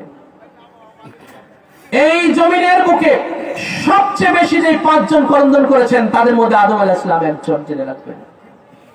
এত ক্রন্দন করেছেন এই জমিনে যে ওনার তওবা কবুল হইতেছে না। শেষ পর্যন্ত আল্লাহ পাক পাঞ্জাতনের নাম পাকের উসিলায় যখন আদম আলাইহিস সালামের তওবা কবুল করলেন, উদ্ধার হয়ে গেলেন তিনি পাক পাঞ্জাতনের নাম পাকের উসিলায়। এই জন্য শাহেনশাহ বাগদাদ পাক বললেন যে যেই তওবার এত মর্তবা, যে তওবার উপরে যার মৃত্যু হবে, তওবার হালাতে যার মৃত্যু হবে, তার কবরের আযাব তার উপরে হবে না, মুনকার নাকির তাকে এসে জান্নাতের সুসংবাদ দিয়ে যাবে। এবং হাসরের ময়দানে যে কবরেরও আযাব আছে, হাসরেরও আযাব আছে, আছে কি নাই বলেন? কবরে আযাব আছে। মোল্লাদের থেকে আপনারা শোনেন না ভাই? মোল্লাদের থেকে শোনেন না কবরের আযাবের বর্ণনা শোনেন না? মোল্লারা তো এই আযাবের বর্ণনা খুব পারে কিনা বলেন? আযাবের বর্ণনা খুব পারে মোল্লারা। খালি আযাবের বর্ণনা, আযাব আর ভয়, আযাব আর ভয়। হ্যাঁ, মোল্লারা শুধু এই সবকই শুধু মানে গ্রহণ করেছে যে খালি ভয় দেখানো আর আযাবের বর্ণনা শোনানো। কিন্তু আল্লাহর ওলিরা অভয় দিয়েছে, সুবহানাল্লাহ বলেন। গৌস পাক বলেছেন, মুরিদি লা তাখাফ আল্লাহু রাব্বি, হে আমার মুরিদ তুমি ভয় করো না, আল্লাহ আমার রব আছে। সুবহানাল্লাহ, আল্লাহ আমার রব আছে, তুমি ভয় করো না, গৌস পাক বলেছেন। তোমরা দেখেন ভাই, কবরে আযাবের বর্ণনা করে, কবরে রাখার পরে কবর দুই পাশ থেকে এমন ভাবে চাপ দিবে, হাড় গুড় সব মানে নেশাকার হয়ে যাবে, হাড় গুড় সব ভাঙিয়ে চড়িয়ে পাশ থেকে ওপাশ হয়ে যাবে। উল্লারা বলে না, বলেন? বলে কি বলে না? এইসব বর্ণনা বলে কি বলে না? তাহলে কবরের আযাব আছে কি নাই? আবার হাসরের ময়দানের আযাব আছে। সূর্য এত নিকটে চলে আসবে। সূর্য আমাদের থেকে এখন 15 কোটি মাইল দূরে আছে পৃথিবী থেকে। কত দূরে? 15 কোটি মাইল দূরে আছে সূর্য। পৃথিবী থেকে সূর্যটা 13 লক্ষ গুণ বড়। পৃথিবী যে কত বড়, এর থেকে সূর্যটা 13 লক্ষ গুণ বড়। এত বড় একটা জগৎ, এই দূরত্বের কারণে আমরা একটা ফুটবলের মতো ছোট আকারে দেখি। সেই সূর্য 15 কোটি মাইল দূরে থাকার পরেও চৈত মাসে দুপুর বেলায় মনে হয় রোদে গেলে মনে হয় মাথাটা ফেটে গেল, ঠিক কিনা বলে? আর যখন 1.5 হাত কাছে চলে আসবে হাসরের ময়দান, সূর্য নাকি মাথার উপরে থাকবে, 1.5 হাত উপরে থাকবে, তাহলে কি অবস্থা হবে? মাথার মগজ গলে যাবে, মাথার মগজ নাকি গলে যাবে। তাহলে হাসরের ময়দানে আযাব আছে কিনা বলেন? তো ভাই, এই আযাব কার জন্য? এই আনফসি চলবে হাসরের ময়দানে, আনফসি চলবে। কাদের জন্য সেটা? আজকে আহলে বায়াতের মাহফিলে আসছেন ভাই, আল্লাহর মাদারে জাত ওলির মাহফিলে আসছেন, গৌসে পাকের খানদান পাকের মাহফিলে আসছেন। ও ভাই, বাড়ি শুনে যান, যদি দিল থেকে আলে মুহাম্মদকে ধারণ করতে পারেন, হুজুর পাক কিবলা ও কাবাকে যদি দিল থেকে ধারণ করতে পারেন, পাক পাঞ্জাতনকে যদি দিল থেকে ধারণ করতে পারেন, শাহেনশাহ বাগদাদ পাককে দিল থেকে ধারণ করতে পারেন, রাসূলুল্লাহ বলেছেন, আমি আলী, ফাতেমা, হাসান, হুসাইন এবং ইনাদের আওলাদ আর আমাদের মুহাব্বতকারীরা হাসরের ময়দানে মুজতামিউন, আমরা একত্রিত অবস্থায় থাকবো। আর সেটা হলো সূর্যের তাপে নয়, রৌদ্রে নয়, সূর্যের নিচে নয়, আল্লাহর আরশের গম্বুজের, সাদা গম্বুজের ছায়ার নিচে। সুবহানাল্লাহ, নারে তাকবীর, নারে রিসালাত, নারে হায়দারি, নারে গাউস। সাজ্জাদ আলী চৌধুরী পাক সৈয়দ শাহ ইয়াসুফ আলী আল কাদরি, মেদিনীপুর দরবার শরীফ, আঞ্জুমানে কাদেরিয়া। নারে তাকবীর। তো ভাই, এই খানদান পাকে, এই রাসূলুল্লাহ সাল্লাল্লাহু আলাইহি ওয়াসাল্লাম, এই খানদান পাকের সাথে, এই খানদান পাকের মুহাব্বতের সাথে যারা থাকবে তাদের হাসরের ময়দানে খোঁজ খবরই আছে, জেনে রাখবেন। ঠিক। ওই কবরের মধ্যে আযাব নয়, সুসংবাদ যে তুমি জান্নাতি, জান্নাতের ন্যায় তুমি ঘুমিয়ে পড়ো। তুমি জান্নাতি, মুনকার নাকির এসে তাকে জান্নাতের সুসংবাদ প্রদান করবে। আজরাইল জান কবজ করতে এসে তাকে জান্নাতের সুসংবাদ প্রদান করে। সুবহানাল্লাহ। এই জন্য ভাই, এই দরবার পাকে অভয় বাণী জেনে রাখবেন। আর ভয়ের বর্ণনা যারা এই খানদান পাক থেকে যারা আলাদা আছে, ঠিক। এই খানদান পাক থেকে যারা বিচ্যুত আছে, কাট আপ আছে, তারাই শুধু ওই ভয় আর আযাব, ভয়ের আযাব নিয়ে আছে, ঠিকই না বলেন? ভয়ের আযাব। আর এই খানদান পাকের সাথে যারা আছে অভয় বাণী, শুধু অভয় বাণী, ঠিকই না বলেন? রাসূলুল্লাহ অভয় বাণী দিয়ে গেছেন, শাহেনশাহ বাগদাদ পাক এই অভয় বাণী দিয়েছেন, হ্যাঁ আমার মুরিদ তোমার কোনো ভয় নাই। আর আমার আল্লাহ পাকের সাথে আমার ৭০ বার আমার এগ্রিমেন্ট হয়েছে যে আমার কোন মুরিদ ঈমান এবং তওবা ব্যতীত মৃত্যুবরণ করবে না। রাসূলুল্লাহ বললেন, হুজুর শাহেনশাহ বাগদাদ পাক রাসূলুল্লাহ সাল্লাল্লাহু আলাইহি ওয়াসাল্লাম বললেন যে সেই হাসরের ময়দানে আমরা পাক পাঞ্জাতন আমরা এবং আমাদের মুহাব্বত করে একসাথে আরশের ছায়ার নিচে আমাদের খানা পিনা চলতে থাকবে। সুবহানাল্লাহ। ইনাদের কোনো হিসাব নাই, বিনা হিসাব এবং বিনা আযাব। ইনাদের ভাষার মাঝে ইনাদের আযাব নাই এবং ইনাদের হিসাব নাই, বিনা হিসাব ইনাদের জান্নাতি। বুখারী শরীফ খুলে দেখেন, ঠিক। বুখারী শরীফ খুলে দেখেন। বুখারী শরীফের মধ্যে এর উপর একটা বাব রচিত হয়েছে। বর্তমানে দেখবেন আমাদের একটা জামাত বের হয়েছে যে তারা বুখারী শরীফ ছাড়া কিচ্ছু মানে না, হাদিসের অনুসারী বলে তারা বুখারী শরীফ ছাড়া বলে কিছুই মানে না, খালি বুখারী বুখারী। সেই বুখারী খোলকার দেখো, সেই বুখারী খুলে দেখো, বুখারীর মধ্যে আছে একটা বাব। মুহাম্মদ ইবনে ইসমাইল বুখারী একটা বাব রচনা করেছেন যে রাসূলুল্লাহর এমন একটা দল, এমন একটা উম্মত, এমন একটা অসংখ্য একটা দল হাসরের ময়দানে বিনা হিসাব এবং বিনা আযাবে তারা জান্নাতে প্রবেশ করবে। সুবহানাল্লাহ। যেই ৭০,০০০-এর একটা দল, সেই ৭০,০০০-এর আবার প্রত্যেকের সাথে আরো ৭০,০০০ এরকম ধরা থাকবে। সুবহানাল্লাহ। ধরা থাকবে এবং ধরা থাকবে। রাসূলুল্লাহ যে বললেন যে তোমরা আমার আহলে বায়াতকে যদি আঁকড়ে ধরে থাকো তোমরা কখনো গোমরা হবে না। সুবহানাল্লাহ। পথভ্রষ্ট হবে না, বিপদগামী হবে না। ওই হাসরের ময়দানেও আল্লাহ রাসূল তাই বলেছেন যে ৭০,০০০-এর সাথে ৭০,০০০-এর আবার এক একজনের সাথে আরো ৭০,০০০ করে ধরা থাকবে। সুবহানাল্লাহ। এই ধরা থাকবে, ধরা থাকবে। এই যে ধরা ভাই, দুনিয়া থেকে ধরে যান, দুনিয়া থেকে ধরে যান ভাই, ওই পরকালে ধরা অবস্থায় থাকবে, ঠিক না বলেন? এই যে দুনিয়াতে যদি ছেড়ে দেওয়া থাকে পরকালে কি ধরা পাবেন? বলেন ধরা হবে? যে দুনিয়া থেকে যারা ধরে আছে পরকালে ধরা অবস্থায় হবে, দুনিয়া থেকে যারা ছেড়ে আছে পরকালে ওই সারা অবস্থায় ওই যে হাবুডুবু, ওই যে ইয়ানফসি, ঠিক না বলেন? ওই আযাব আর আযাব, ওই হিসাব নিকাশ ফেস করতে হবে। আল্লাহ পাক এগুলো থেকে আমাদের রক্ষা করুন। তো আজকে জিনার এই মাহফিলে আমরা উপস্থিত হয়েছি ভাই, এই খানদানে মুস্তাফা যারা যুগে যুগে কুরবানি, যারা যুগে যুগে বলেন কুরবানি, খানদান পাক এই সৃষ্টির কল্যাণে মানবতার মুক্তির জন্য, হককে প্রতিষ্ঠিত করার জন্য এনারা যুগে যুগে কুরবানি হইতেছেন, জেনে রাখবেন। যুগে যুগে কুরবানি হইতেছেন। মওলাই কায়নাত শের খোদা মওলা আলী মুশকিল কুশার এই মানবতাকে রক্ষা করার জন্য নিজেকে কুরবানি করেছেন। ইমাম হাসান হুসাইন নিজেদেরকে কুরবানি করে গেছেন। এই খানদান পাকের আজও এনারা যুগে যুগে এনারা কুরবানি হয়ে যাইতেছেন। এই খানদান পাকের এনারা যুগে যুগে নিজেদেরকে কুরবানি করে যাইতেছেন। মওলা পাক হুজুর কিবলা ও কাবার বড় শাহজাদা পাক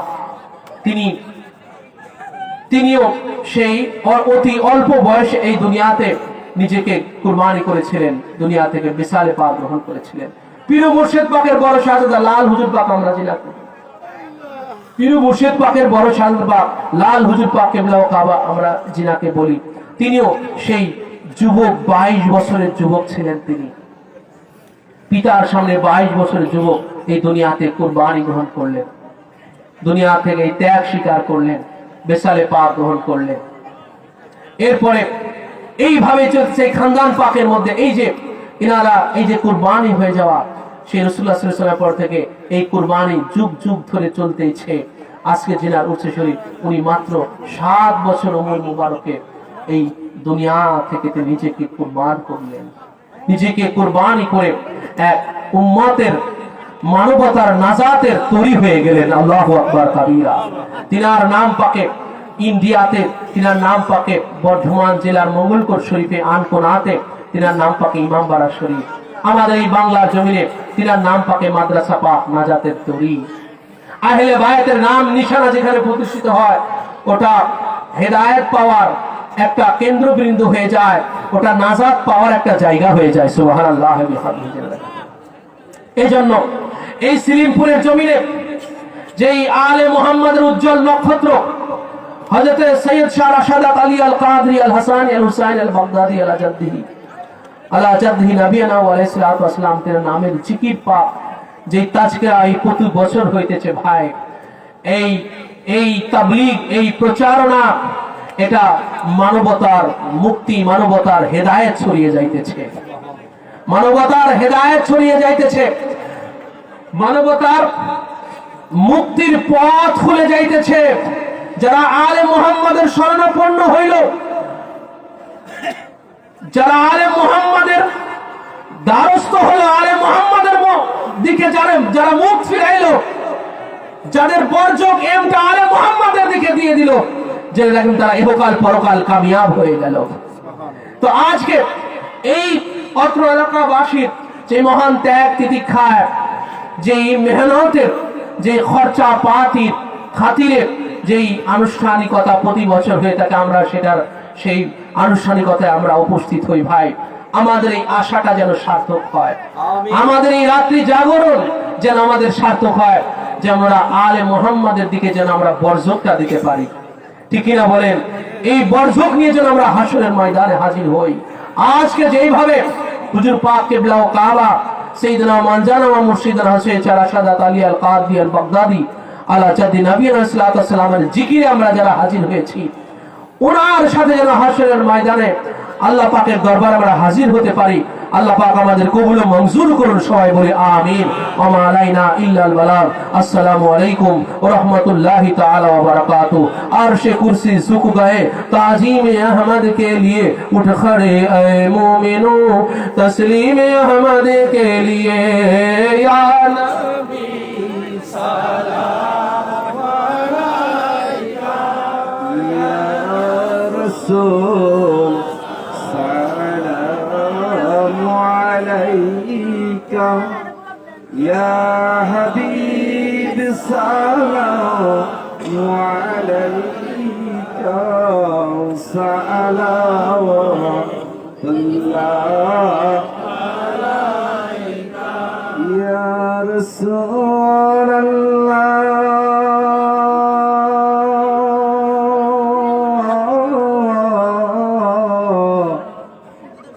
या हबीब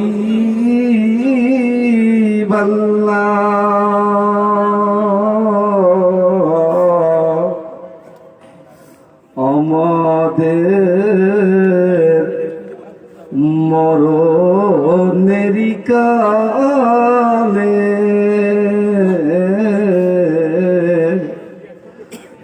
নবীজি আপনাকে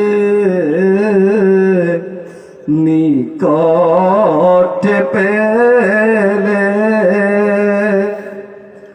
রবে না মরণ যন্ত্রণা, এই শুধু মনের বাসনা। ইয়া নবী সালামু আলাইকা ইয়া রাসূল সালামু আলাইকা ইয়া হাবিব সালামু আলাইকা সালাওয়াতুল্লাহ আলাইকা ইয়া রাসূলুল্লাহ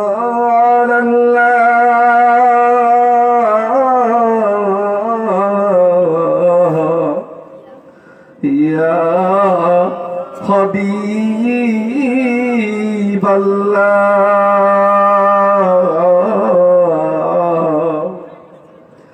কারবালার করুণ কাহিনী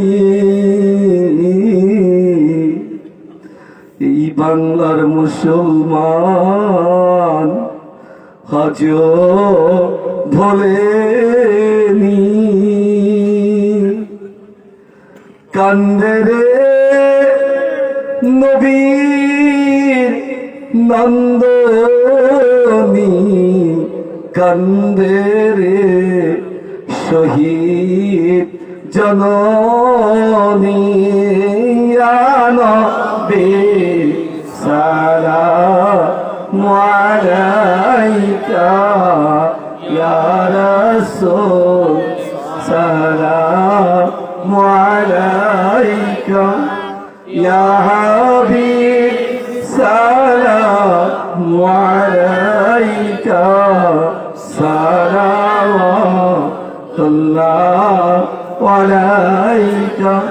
بلغ الله بكماله كشف الدجى بجماله حسنت جميع خصاله صلوا عليه وآله صلوا على صدر الأمين مصطفى ما جاء إلا رحمة للعالمين.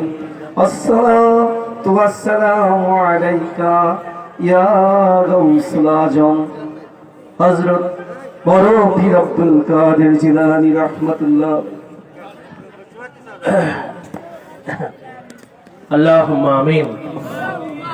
غوث اعظم بمانے بے قصو حیرا مداد مون سے خواستہ دلا رحمت رحمان مداد غوث اعظم بمانے کشتہ ہجرا مداد شیخ عالم مداد مرشد پاکا مداد دستگیر جوفا زور غریبا مداد حامی اہل تاب دافع حرما مداد তারুয়ে নিস্তে বাজস লুৎফে তো এর